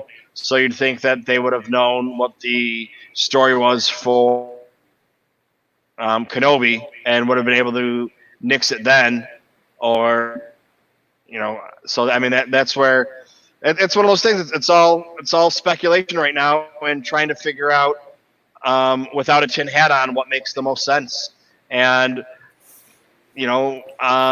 maybe the rational idea is completely wrong and it was nothing like it, and they just decided that it sucked and it should be rewritten because The Mandalorian was so great and so well done that Kenobi just being mediocre wasn't going to fly. If The Mandalorian hadn't come out, mediocre Kenobi would have been great. But because the bar was set so high with Mandalorian and the way it was received and is perceived, they need to, up their game. I would almost say, you could think like, all right, it's a publicity ploy to get, Kenobi out there in the news, although it's not like we're not going to be looking for news on Kenobi. It doesn't need to be negative for us to go find it, but it didn't work out so much for Solo, so I hope that isn't happening to it, because everyone who went into Solo with an opinion already, not like they didn't on the Rise of Skywalker, but that one, that Star Wars story didn't really get to be told before everyone was giving it the stink eye, with Ron Howard and the fallout there. So I hope they're not machining this up on purpose, or somebody isn't. Yeah, I agree. Yeah, I'd like to say that they wouldn't do that, because all it's going to do is a normal person who's not a Star Wars fan that now likes The Mandalorian because of Baby Yoda is going to say, "Oh yeah, I'll watch Kenobi." Oh yeah, even though that they probably wouldn't have watched it before Baby Yoda, even though they're not related, is going to be like, "Oh okay, yeah, I'll watch Kenobi because The Mandalorian's such a great show." Whether or not it's just because of Baby Yoda or not that they think that. And now, wait a second, this new show that they were supposed to do is having problems and it's going to be crap. I'm just going to stay watching The Mandalorian. I don't care about the show anymore. Trying to get inside the mind of a normal non-Star Wars fan. Yeah, but Disney Plus is going to give them a little extra help there, because Disney Plus is going to have that Netflix type of stickiness where you turn on Netflix, you see the same show they're advertising over and over again. You go looking for something for 30 minutes, and then you just decide to go back to that show because you've seen it 20 times, and it stays on your screen, as opposed to maybe one that's passing through an HBO or in the movie theaters for that matter. I think Disney Plus is a whole new paradigm for Star Wars, or just series in general, because people are paying whatever they're paying per month. They're gonna hit that content that's on their screen just to give it a try. So I agree with you. I agree that it would hurt the casual fandom to have too much negative press. It's okay if they go back and rewrite the script to make it better. That's totally fine. Let's do it, especially if it's necessary. But as long as they don't beat that too hard through the media and come up with another, a director quitting or something like that, I think it'll survive. But they got to keep putting out good content for that Disney Plus. So I don't know. And yeah, I agree with that. Charlie is leaving. Yep, Charlie Skywalker, thank you thank you for getting in the Bacta tank. Absolutely. Please let everyone know where they can find you. You can find me on Twitter, Star Wars Through the Ages. You can find me on YouTube through Charlie Skywalker. My other is D Blake Jr. 7 at Twitter. Yeah, love talking with you, Josh. It was great talking with you tonight. Yeah, nice to talk with you, Charlie. And I'm sure I'll see you guys probably tomorrow. See you tomorrow. All right. Yeah, he. I think he's doing a live stream on Tuesdays, or he did last week, I believe. So yeah, I just think that the least amount of problem there. I know this. Any publicity is good publicity, but I just think the least amount of problems that Lucasfilm and Disney can have right now with everything because of having directors that they go through. Can we just put Favreau in charge of everything? Let's put Favreau in charge of everything. Let's just do that. That'd work for me. Yeah, he just does everything. I don't really have a problem with that. Kathleen can, not that, I don't have as many issues with Kathleen Kennedy as most. I think it's more than just her. But we'll just put Favreau in her place. I mean, she's ready to retire probably. Her contract's up next year. He'd probably make less money though, so. Never know. Who knows what kind of contracts they have. No doubt. But that's the other thing too. This is things that happen with every production company and every movie studio. It's just that Lucasfilm and Disney comes out and says, "Hey, look at what we're doing." This, and they're putting all their cards on the table and letting everyone know how great they are. And then all of a sudden something happens and a script needs to be rewritten. So we need to, we're going to put this off for 2 months and work on this, even though it's not going to affect anything. And now it is. So, and not that now it's not affecting anything, but everyone now speculates that it is. So that's a bad way to go about it too. They just need to keep their mouth shut when it comes to things like this. Which is why I made the point. You got to be careful that there's people that right now they're in a vacuum after the end of, we've had 2 years of just speculation and making stuff up and fan theories leading into the Rise of Skywalker. There's a void right now. There's a big void. Mandalorian was in there too, giving people, content. And so now we're in a content, like you said, I don't know what I was going to talk about today. You're kind of in a content vacuum or a void. And so they might, I think it's either there's some truth to it. A production crew was delayed or maybe a script was rewritten. But then I think at best it's 50-50 as far as, validity.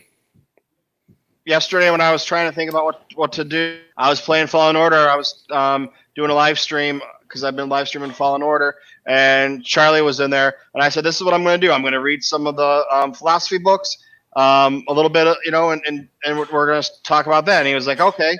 And then I played Fallen Order for a couple hours instead of doing that, and then I was like, "Okay, what are we going to talk about?" You haven't beaten that game yet? You haven't beaten the game yet? Come on. No. You haven't given it enough attention. Yeah. I started giving it attention recently. I got a rare weekend or something. Something happened where I got a rare 3 days in a row. I might have even that's what it was. It was our Christmas break kind of vacation thing we take, and we usually just go rent a house and kind of just relax after the holidays. So there's not a lot of obligation to do stuff. It's not a normal vacation. You kind of just sit around the house if you want to. And so I would get up at 7 a.m. and just hammer that thing till about 10, 11 when people started wanting me to, go somewhere. So yeah, I love that game. I love it because it kept true to it and they didn't try and incorporate all these, money grabs for upgrading your stuff. It's just it's like your classic video game you used to buy for $60 and or 50 or whatever, and get to play it till it was beaten. Then you could go up a level if you wanted to, but otherwise you got all the content. So that was fun.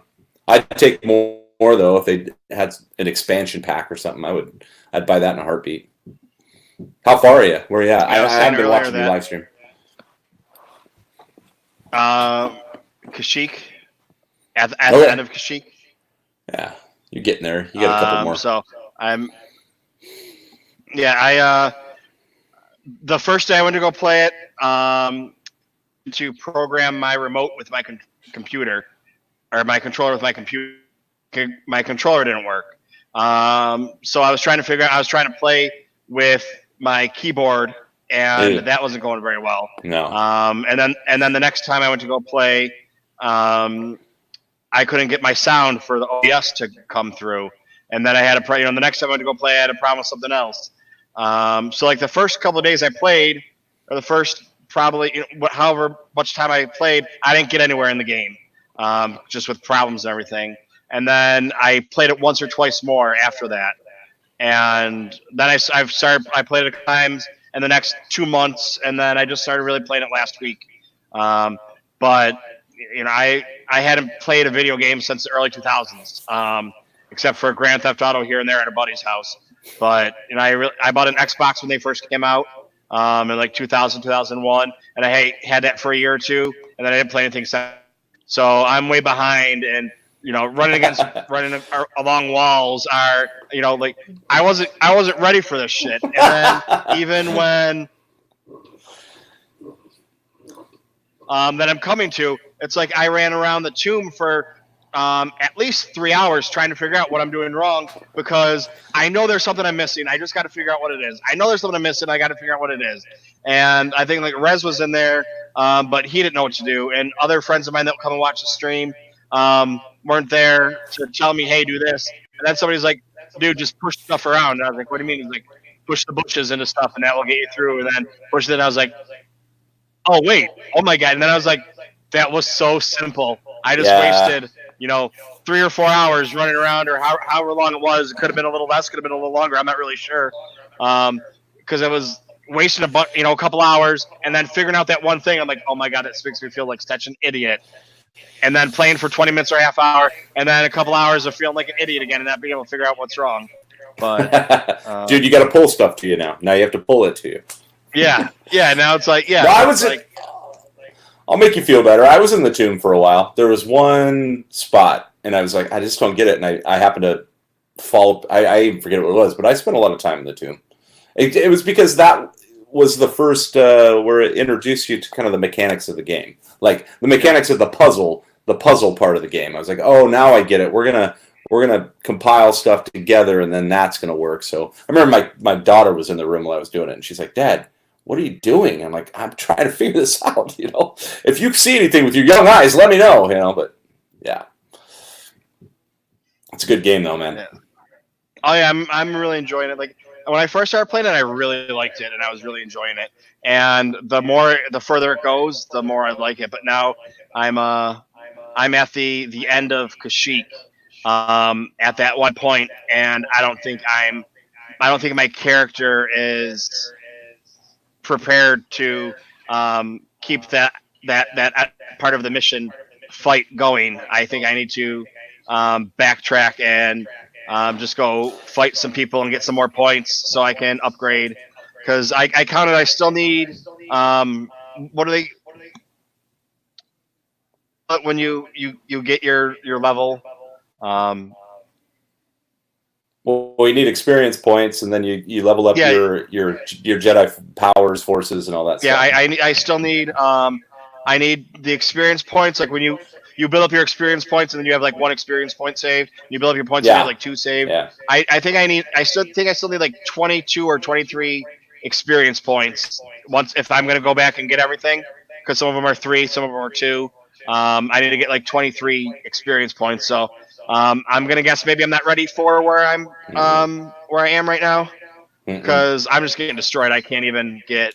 No, you got to backtrack. That's what I did like about that game is they let you go straight through, but like you're probably finding you're going to get hit with too difficult of stuff, so you have to backtrack. And it's kind of fun to go back because all these places you've ran through, and you see that glowing block up above, but you can't do anything with it. Well, now you have the powers, and you can start doing stuff. You'll get more health. You'll get more experience.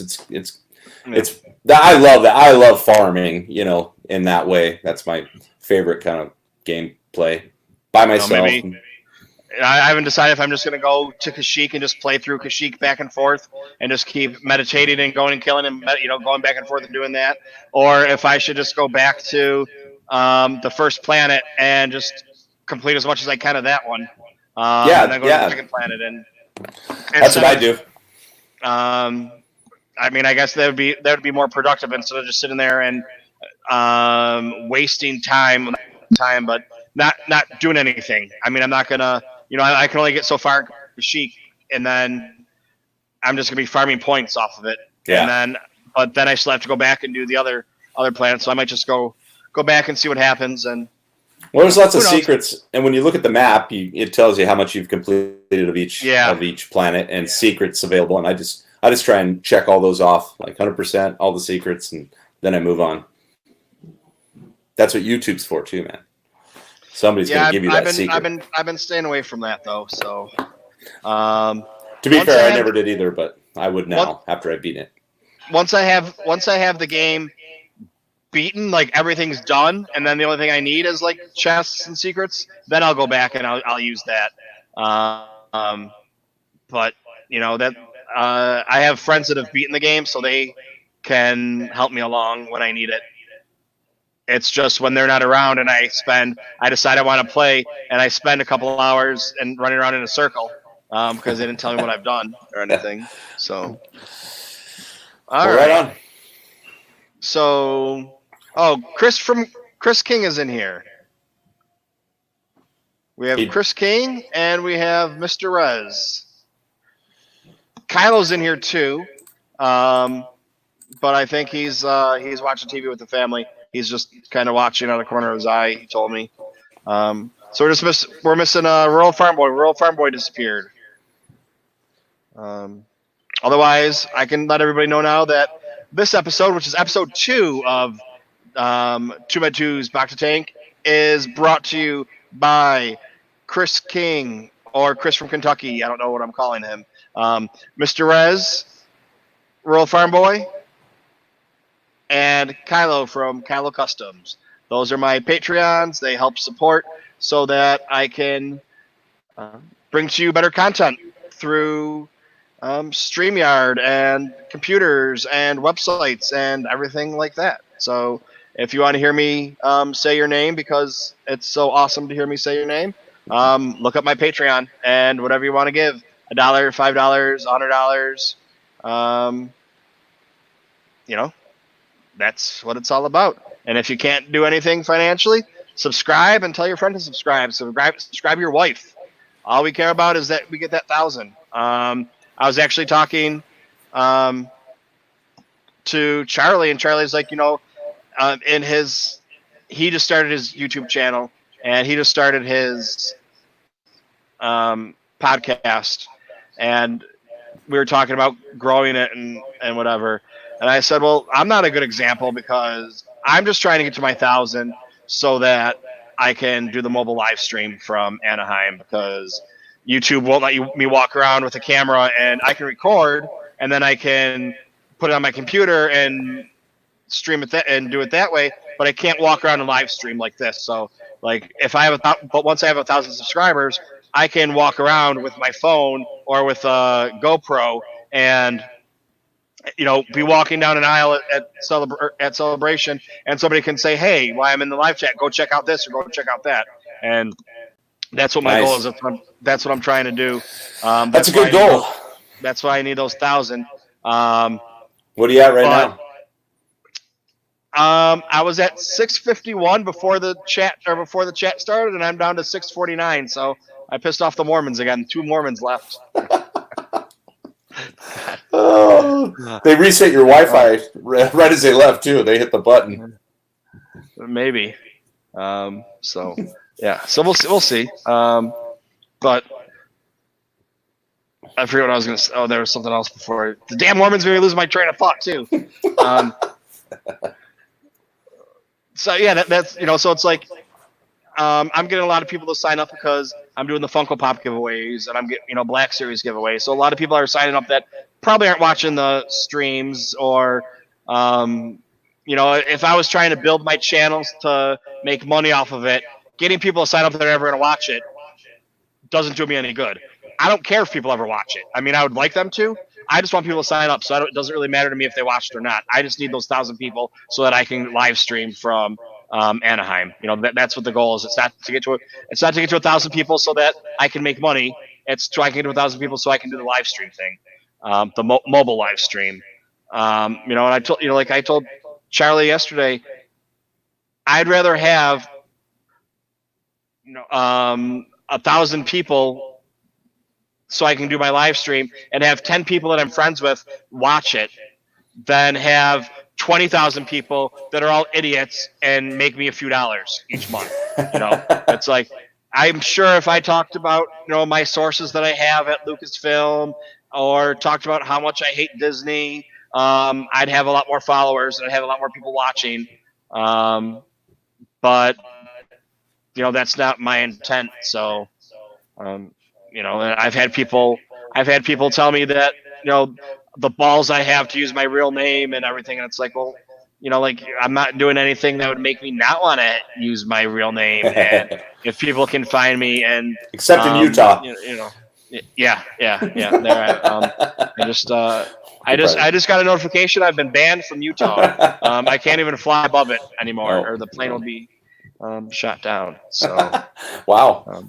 Yeah, they're getting really strict over there. So they're getting okay. That's great.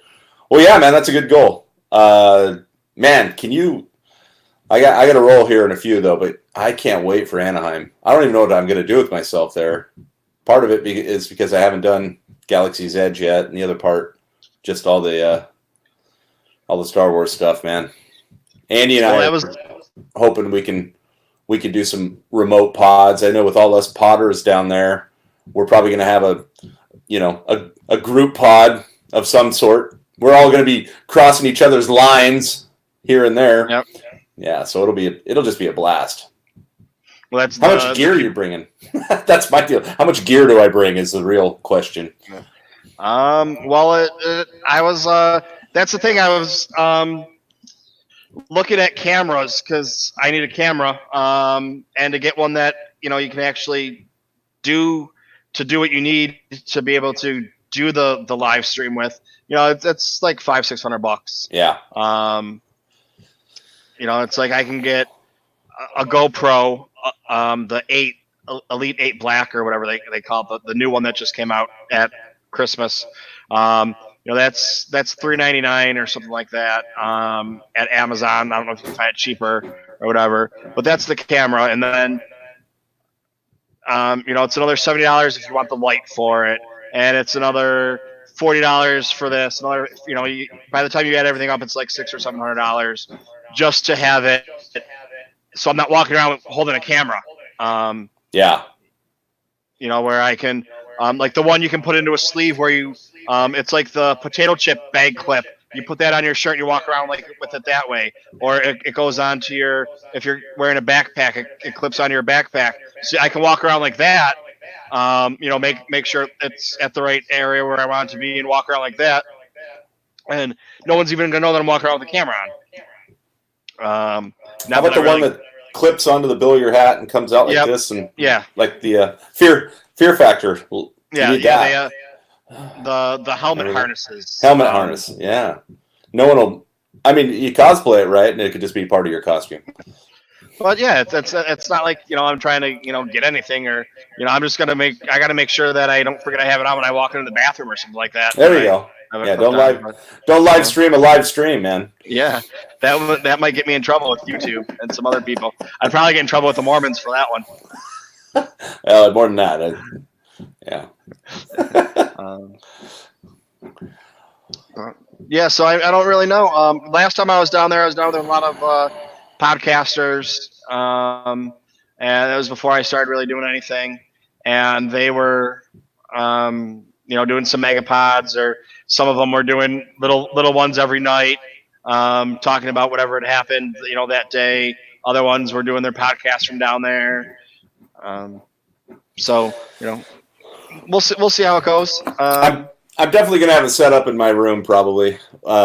So have a have a 3 or 4 mics set up and bring my little pod deck, which we can hook right in. So yeah, I'll have to bring a hard case. But yeah, for me, it would be easy because all I need to do is, a camera's really small. I don't need any recording equipment. I have a little camera and maybe a tripod or a handle to hold it on or walk around with. I don't have a lot of recording equipment and that I have to bring. It's a computer and that's all I need, pretty much. Yeah. Awesome. Well, TooMed, thanks for having me on, man. Thanks for letting me join. I'll jump in more often. You get Andy and I together, and then it goes off.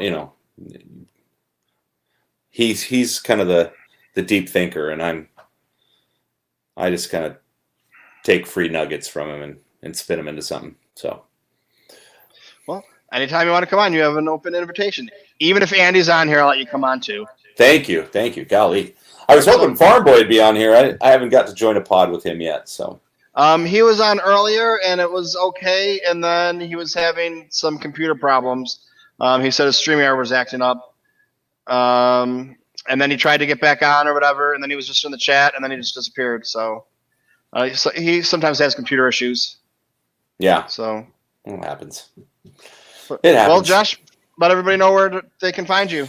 Yeah, you can find us on Twitter at Holochronicles. Of course, we've got the Holochronicles podcast. Actually, when I hop off here, I got to upload 3 of our last pods because we were kind of transitioning into being able to put out a live cast at the same time as we were recording our pod. But we ran into some technical difficulties. Didn't get the whole pod recorded, even though we streamed it fine. So we want to serve our pod only community as well. So I'm putting up three past shows. They date back to like the beginning of January up to now. So we'll be all caught up. So yeah, at Holochronicles, the podcast, and stay tuned. We got a big surprise coming about last weekend or second to last weekend of the month. So not a surprise, but big production. We hope. If I get this camera figured out. All right. Well, thank you very much for stopping by. I appreciate it. Thanks, man. Have a good night. You're welcome. Thank you. So I still need to. I didn't do my daily calendar yet. So I'm sure most of you already know that I do a daily calendar, and I put up whatever it is. So it's every day there's something different, except the weekends they put Saturday and Sunday together, which I don't really know why. Well, I guess it's supposed to be like an office, a desk daily calendar. And I think there's only been one day that I didn't have it done that day, but I mean I did it that night at like 1 or 2 in the morning or whatever. So if you're in California or something like that, or Washington, one of them people from Washington, or one of those Utahnians, you still got it on the right day, but us East Coasters didn't get it. But I think that might be just about it for today. I know Kylo said he was coming back, but he didn't come back. So what I am going to go do is I'm still going to talk to you for a minute, but I need to go get some merch to open. The only thing I need to do is tell me what should I be opening. That's the question.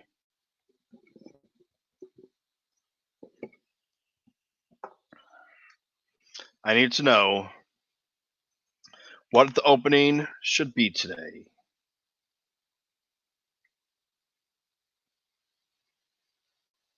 Anyone that's in here can tell me. What should I open?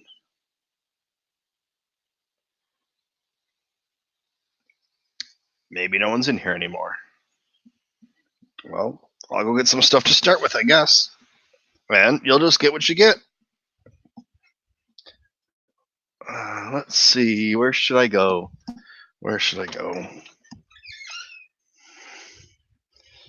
Mm.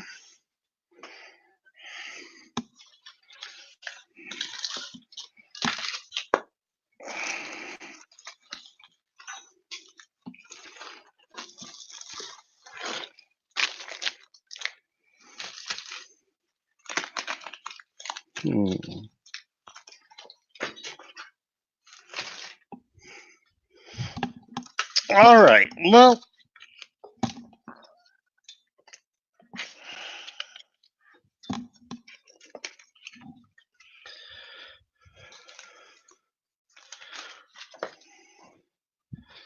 I don't think there's anything in the secret hiding spot, so we at least got this for today.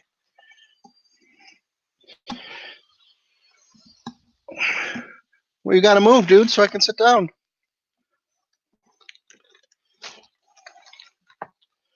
All right. So it's merch opening time.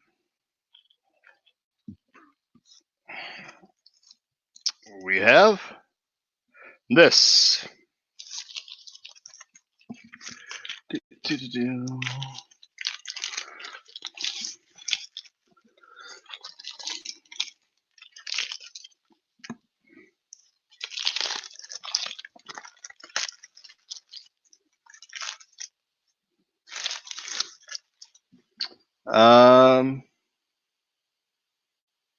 Callie, you coming on real quick?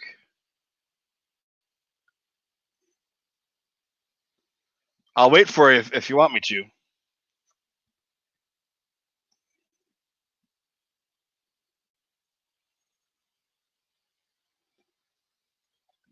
I don't know if you got any merch either.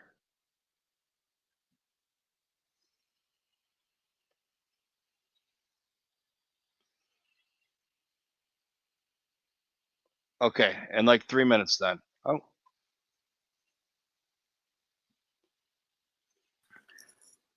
What's Chris, how you doing, brother? I'm good, man. How You got are on you? some ninja. You got on some Ninja Turtle gear going on?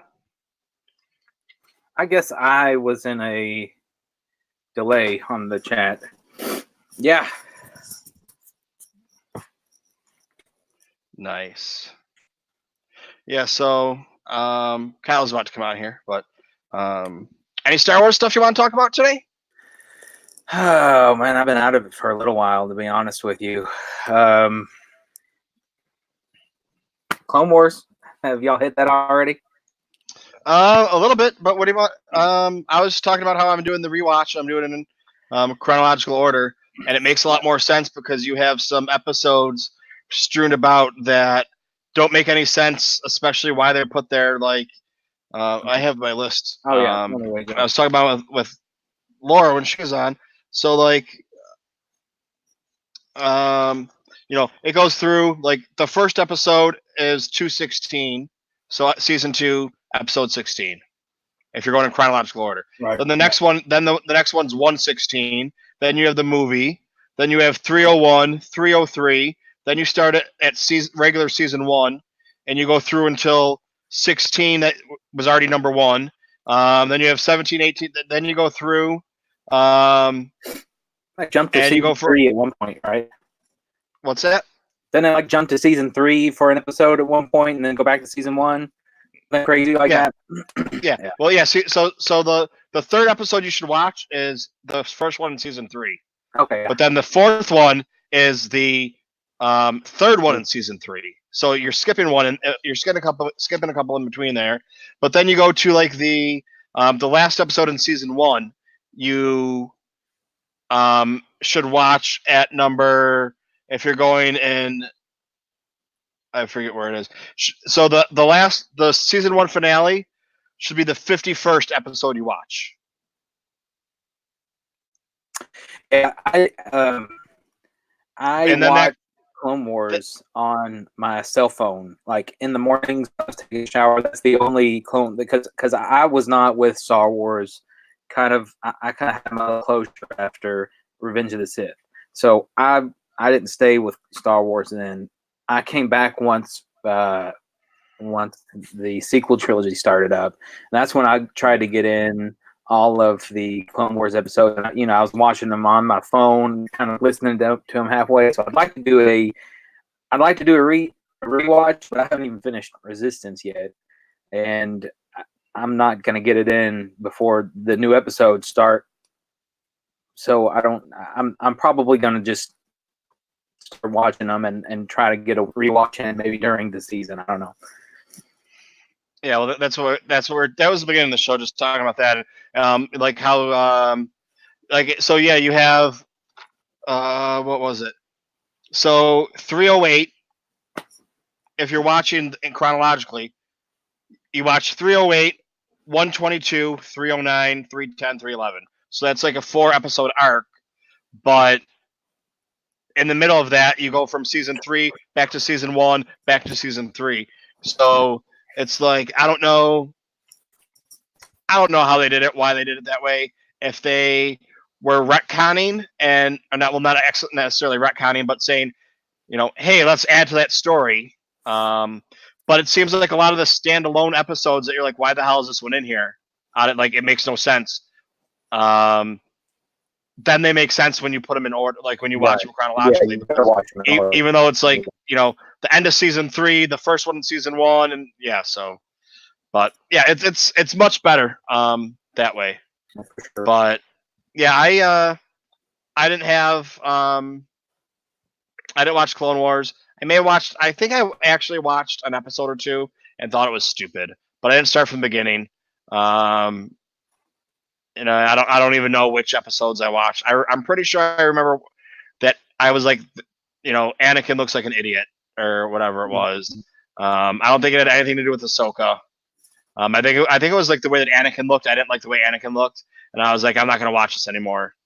The big problem with Clone Wars was every time I would watch Revenge of the Sith and Anakin would say the line, "My powers have doubled since the last time we fought," I always felt like that should have been when they fought back in Attack of the Clones. But then they fought during Clone Wars, and so I feel like Clone Wars Anakin was a much more mature Anakin, and the thought that his powers had doubled since then, it didn't jive well with me. But I guess that's but that's the whole thing. Watching it without watching the Clone Wars is fine because you're like, well, since he fought him last time, his powers have doubled. You don't have to watch the cartoons. But watching the cartoons, something someone else doesn't know, and you can be like, oh, wow, his powers have doubled since then. That's, a different time. So, and Attack of the Clones, they fought, but in Clone Wars, they fought. So it's actually from the Clone Wars that he's talking about, but you don't know that, so you think so it doesn't really matter.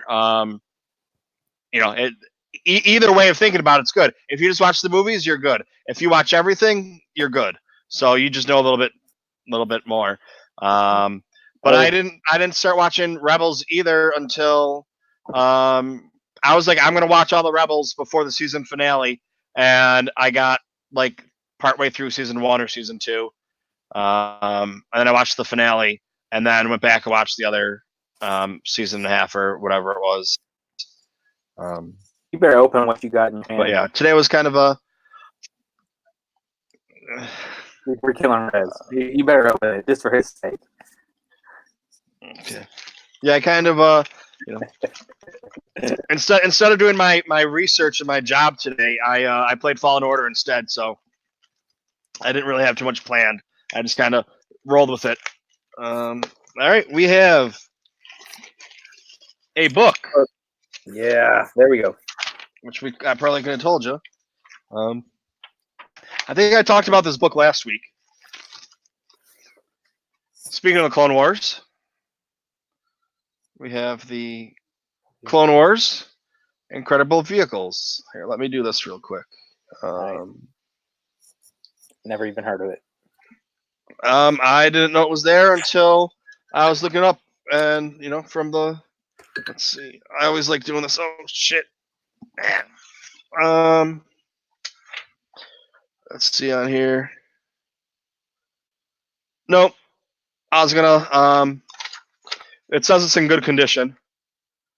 It doesn't have the price on it though. I'd have to look it up and see, but it was probably like $2 or $3, maybe $4. One of those books that it cost probably more to ship than it did to buy. But you start right off. Republic warships. And then it gives you the breakdown data files because you have the Jedi cruiser, frigates, stealth ships. So like the stealth ship that is in season 1 or season 2. I don't know what it doesn't even have it here. But I think this is it.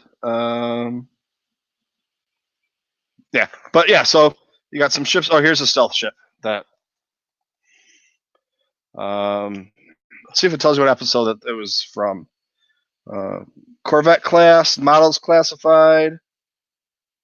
This is when they are Admiral Trench. Anakin takes it. He's supposed to be doing a humanitarian mission and going to I forget which planet. And he's supposed to go through the blockade with the stuff and then ends up fighting Trench. And yeah, so Republic fighters. You do get some good pictures on there, though. So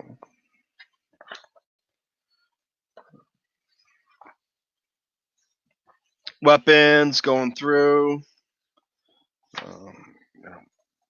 Pilots. That's Anakin right there. For those of you who don't know, I don't know how you don't know. The other thing too.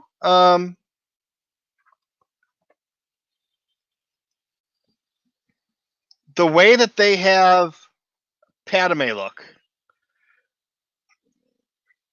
She looks like she's wearing braces. Which is kind of weird. But you go into the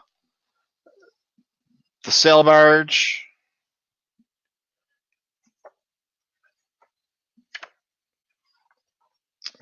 Yeah, so that's one of the books, and then we got Kylo jumping on here. What's up, guys? How are you doing? Hey, Kylo. Chris. Sorry about my late arrival. Oh, it's all good. It's just one of those days. What's up, Chris? How's it going? Oh man, it's going, man. It's been a long day. I'm exhausted. Yeah, me too. Yeah. So what are you guys up to? I see you got the book. What else you got going on there, Mike? I'm only opening books today, I think. I do have some other stuff I could open, but I think I'm going to save that for some other time. Good with books. So we have another book. I'm assuming it's a book. Because I haven't got anything else, and it's kind of shaped like a book, so.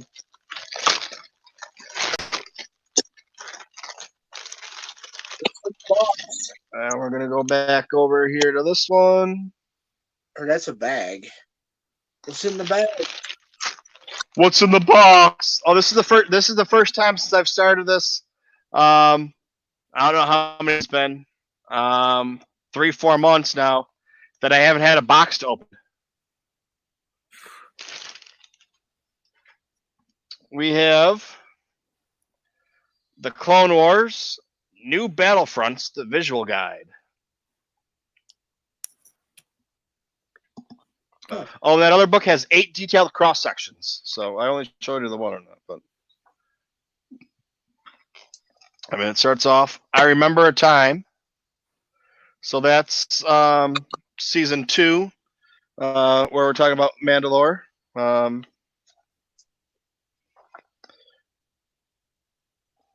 remember a time when Jedis were not just peacekeepers. So that goes into the whole, they weren't supposed to be fighting wars and stuff. And those are your three main ones right there: Obi-Wan, Anakin, and Ahsoka. Then it goes into bounty hunters. And see, like we were talking about, sex in Star Wars. Look at Aura Singh right there. I mean, she's wearing a bodysuit, basically, leaving nothing to the imagination.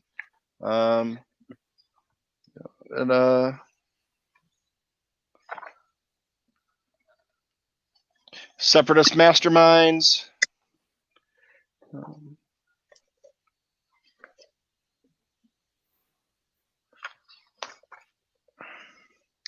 Going through, once again, sex in Star Wars. This was a kid's cartoon.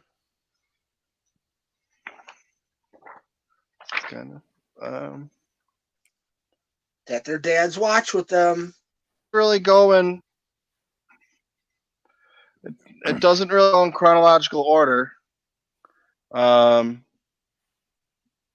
Because we have almost towards the end of the book, you have the Obi-Wan fighting in Mandalore. Oh, actually no, because they do leave and come back to that later on. So maybe this is, but oh no, because there's Padme's uncle.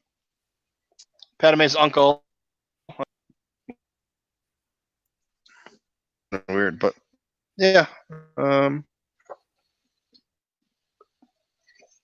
So yeah. I think I like the vehicle one better, but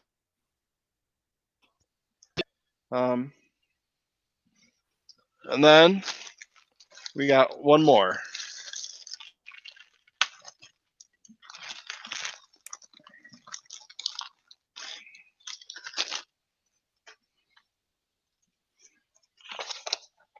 This is the one I needed to open last week before I started my rewatch. We have the Star Wars episode guide of the Clone Wars. Oh, nice. Does it say 108? With all 108 episodes? Okay. That's what it says, but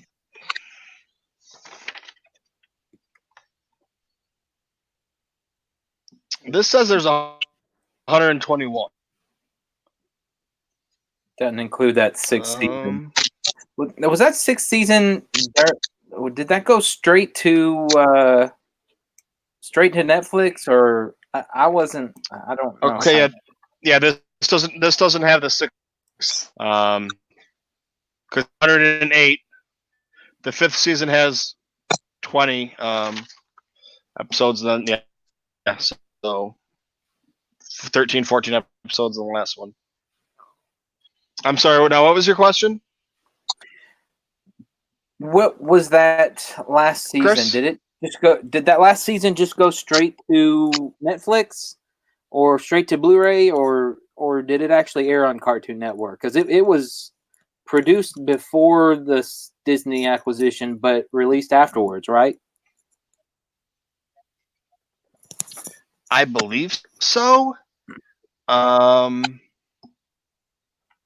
It never aired. I'm certain and went right to Netflix.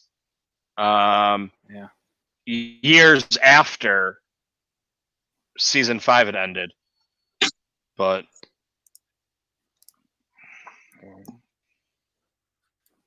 oh, guys, I gotta head out. Baby's so yeah, screaming this upstairs. goes. I might be back. Oh, all Okay. right, Chris. All right. Let me get this off here. All All right, Chris. Thanks for stopping by, man. All right, I might be back. I'll see you. All right, I appreciate it. No, I didn't. I know exactly how that goes. Hang on, let me You gotta get this here. Yep. So it's it gives you, this is episode 1 of the Clone Wars. It tells you down here at the bottom. It says episode 1.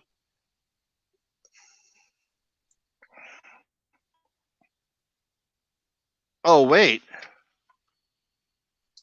How much did you pay these for are that one? these are chronological. This book has them in chronological order because it says episode. It says number 1. It says, I don't know if you get, where is it down there? I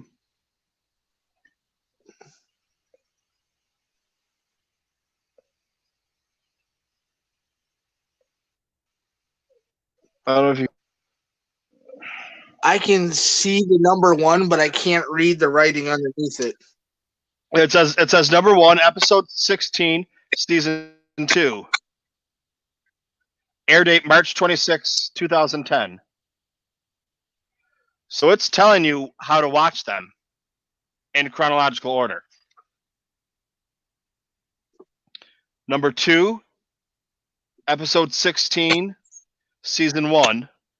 This is what we just talked about, and then it goes right into the Clone Wars, the movie.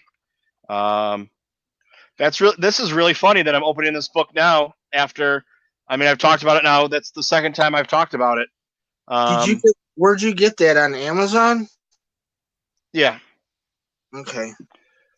Because I'm going to turn around and get that so we can watch them in order. Because we just started watching them in the season order, like how they have it on Disney Plus. So I kind of picked up here and there. From what I understand, it jumps around. It jumps around a little bit, but it makes a lot more sense if you watch it in chronological.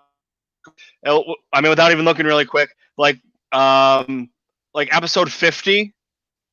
Like if you watch them, the 50th episode you watch is season 3, episode 8, and then episode 51 that you're supposed to watch is like season 1, episode 22, and then episode 52 that you watch is like season 3, episode 9. So they do go back and forth. There's some in there with like Cad Bane and Zero the Hutt that don't make sense, but once you put them in chronological order, they make sense. They're just done 2 seasons after or whatever. But you can look it up online, and like, I mean, that's what my list is from.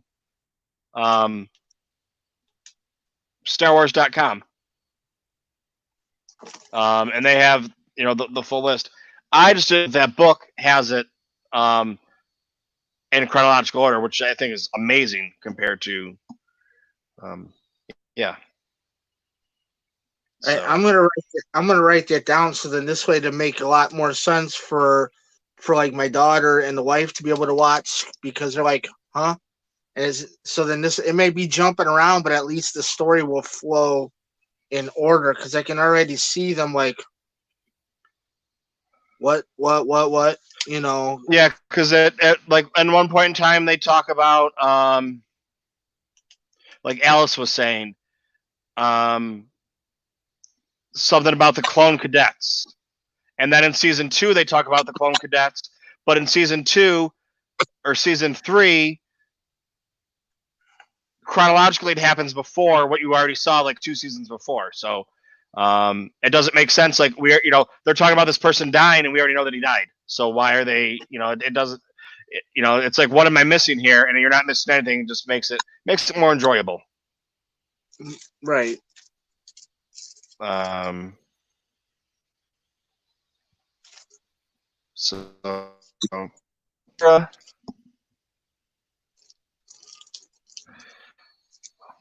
Should I I'll wait. A lot of bits and pieces of you guys talking about Fallen Order too. I was kind of like listening here and there. You finished off. You're in Kashyyyk. I'm at Kashyyyk. I'm at the end, but I'm not strong enough to finish Kashyyyk. I need to go back. Are you up the tree, the origin tree? I'm all the way at the end of Kashyyyk. Okay.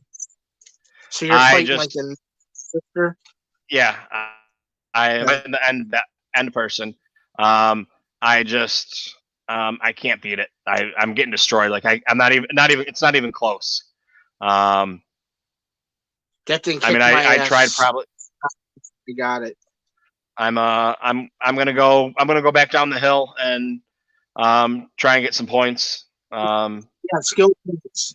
Because that's what I had to do. I had to go back and build up my skill points, and then it went back up, and I still got my ass whipped a couple times, but then I kind of went back to remember, like what I said, when you're fighting somebody, use the force slow, don't use the push or pull, because it doesn't help. But yeah, it's my lightsaber. Like I need to. It costs 3 skill points. That's skill. I kept calling him some crazy shit today talking. But I think I kept calling experience. Some of it's user experience turn into. But yeah, I need to turn my I need it costs 3 skill points to make your lightsaber stronger or whatever. I need to do that, and I need more stamina and just everything I can get. So we'll see. I should like I was saying earlier, I was all good, going through Kashyyyk, going through Kashyyyk, and I was kicking ass, and I'm like, dude, I'm fucking good at this game now. I've been doing great, and I got to the end, I was just like, it didn't matter. I mean, I was fighting the end, and I wasn't even. There was times I wasn't even getting. The one time I started off, I was like, yeah, I did really the best I did. I got it down, the furthest I've got it down, and then she just came and kicked and destroyed me, and I didn't even have time to do to up my health or whatever. Yeah, I didn't have time to do my stim. I just got destroyed, and I was like, because I was like, all right, this is gonna be the one. I'm doing really good. And that one you have to fight to the end, or is it like the other one? You got to kill that one, or that one you actually beat all the way down to pretty much dead. Yeah. Okay. That one you beat the meter all the way down. Like the second sister, you don't like when you fought her on Kashyyyk. You took her down about halfway, and then she kicked you through that wall or through that doorway, and then the ray shield turned on. I mean, but then you have to fight her again too. But yeah. I mean, you killed the ninth sister.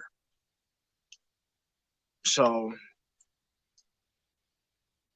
but yeah, that ninth sister is a pain in the ass because my playthrough that I'm doing for the live stream that I'm doing for everybody, I know what was coming, and I tried to build up as well as I could, and I still got cleaned up the first couple times. It's like, it's all about your timing with that one. And you got it. And then the first couple times I got beat bad because I forgot to use the force slow to like slow her down. And then I kept trying to block when she turns red. You can't block that. You just have to dodge that. And I kept trying to block it because I forgot, because it had been, a month in between plays of when I ran through it on my own, like privately, just so I can get ready to stream it, up until where I'm streaming it now. And I was just like, well, it was a month difference, and I forgot the timing, how many times she does that, when she does that.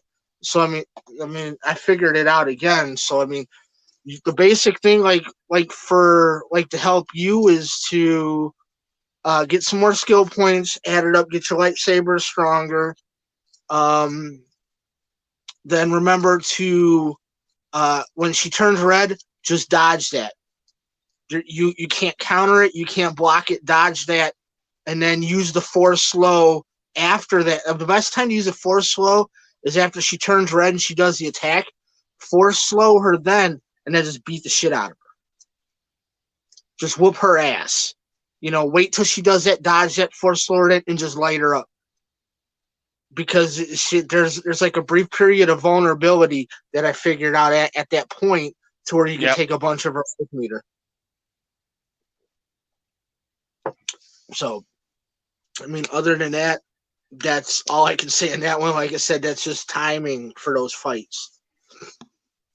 Yeah, but I'm just need to. I'm not strong enough right now to fight her. I got to go back and, like I was, like Josh said, I was gonna go back and farm some points, and he said that I should go back to other planets and just work on the other planets, because that way I can get my secrets that I don't have, and I can get crates that I don't have, and which makes sense, because if I'm just sitting there spending a couple hours fighting back and forth, I could have spent those couple hours going through and fighting somewhere else. Yeah. And it might take me longer because I'm not going to get as many. Your opponents are weaker, so you don't build up as fast, but at least I'm finding stuff and doing something, so it's not just going through again. Like the other day when I played, for an hour, just going back and forth, wherever the hell I was. And you're like, what are you doing? Just farming points? And I was like, yep. Oh, and the ice caves on, was it Zeppo? Yeah. Yeah. But now, now I got the super jump, and I can do push and pull, so things should be easier now. I was than like they have been in the past. To do the pull, but you didn't find the pull yet. When I have the pull now. But like for what you probably should do is go back and finish off the Ninth Sister. The Ninth Sister fight is a good practice for the Darthmere arena fight. The thing you'll fight down there, it's like the same thing. There's gonna be a lot of dodging. He goes red quite a bit, so I mean, you do that quick dodge, force slow him and pound the hell out of him. It's just like a preview for that one, and that should help you with that. Because all right, cool. When you get there, you're like, all right, I remember when I was on Kashyyyk, this is what I had to do at the top of the origin tree, and then just roll that mentality over into that fight, and you'll breeze through that one too. Because the Darthmere is going to kick your ass, because it's still kicking my ass when I'm going back through. And I have all of my force abilities in my skill tree unlocked. But my problem is sometimes I forget to use some of my force abilities, and I'm just going in there hacking and slashing. Yeah, that's what I was doing, and then I was doing push and pull, and it really wasn't doing anything. Now, actually, are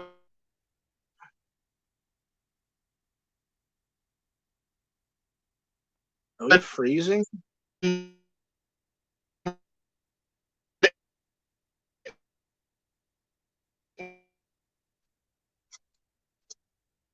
No.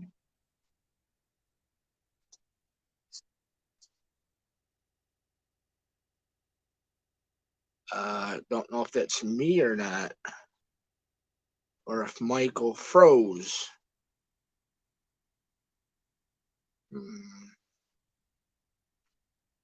But anyways, just in case that is him and he might have froze. I'm back. I'm gonna hold. Okay, I was just gonna hold it down till you come back, because I think you might have had an internet issue. So yeah, I don't know if I guess it was me then. So yeah, no, I'm back. I'm yeah. I guess. Anyways, I don't know if I was still talking to people or not. I just kept talking just in case. I didn't know.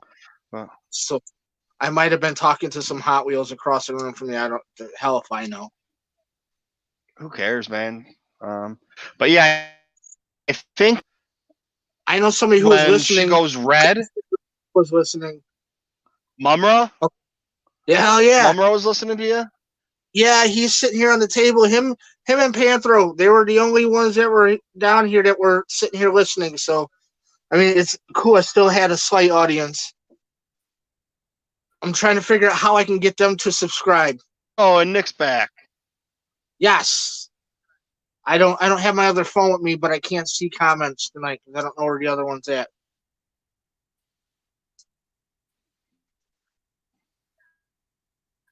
I probably should go try to find it. We're just talking some Fallen Order right now. Before we call it a night. And yeah.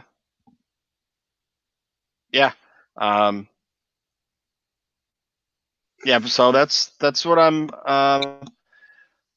I got to figure out. I got to find out. My girlfriend's Christmas party's tonight, so that's what happens when you work in a restaurant. You know, you get your Christmas party usually in February or March. When it's down. Yeah. So. Yeah, that's. Does she That's about it. manage like a big chain restaurant or just kind of like a local one? No, it's a restaurant bar in Times Square. Oh, okay. So it's kind of like a local joint, not a big Yeah. one. Okay.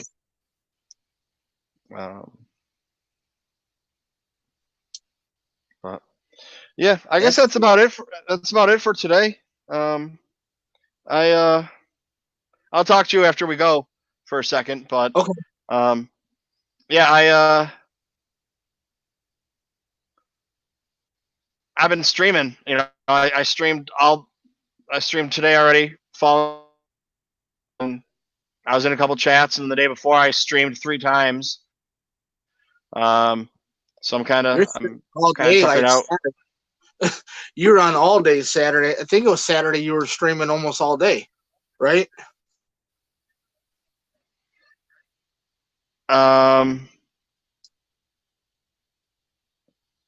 Yeah, a couple hours, Fallen Order, and then a little bit later streamed a couple hours of Fallen Order, and then a little bit later streamed a couple hours of Fallen Order, and last night I started streaming Fallen Order at about 11 or almost 12 o'clock, and I stopped when Royal Farmboy was waking up to go to work, so that was like 5 in the morning. Oh shit! It was that late? Because I know I was. So yeah, it was about 4:30 your time when I finally fell out. Like I fell asleep earlier, then I woke up and I was watching again. I was half asleep trying to tell you what to do, and then I think I fell back to sleep about 4:30 your time. Yep. Oh, James is here from Rebel Scum Podcast. Right when we're saying goodbye. But you had a big night of recording, so that's understandable. One of these days we'll get you in the Bacta tank to chat.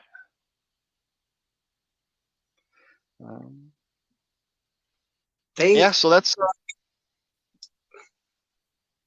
I think that just about does it. I'm kind of streamed out for the day. I mean, who knows? I might play some Fallen Order depending on what time my girlfriend. I'm going to be late. I might play for an hour or two just to get out of the way, or I might just call it a night. And you never know what's going to happen when it comes to wild hair up my ass. I want to play for her, but it ends up being what, like 4 or 5 hours? You're on forever last night. Yep. Well, yeah, James, today was kind of a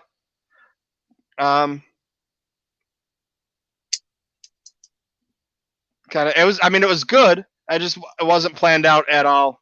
My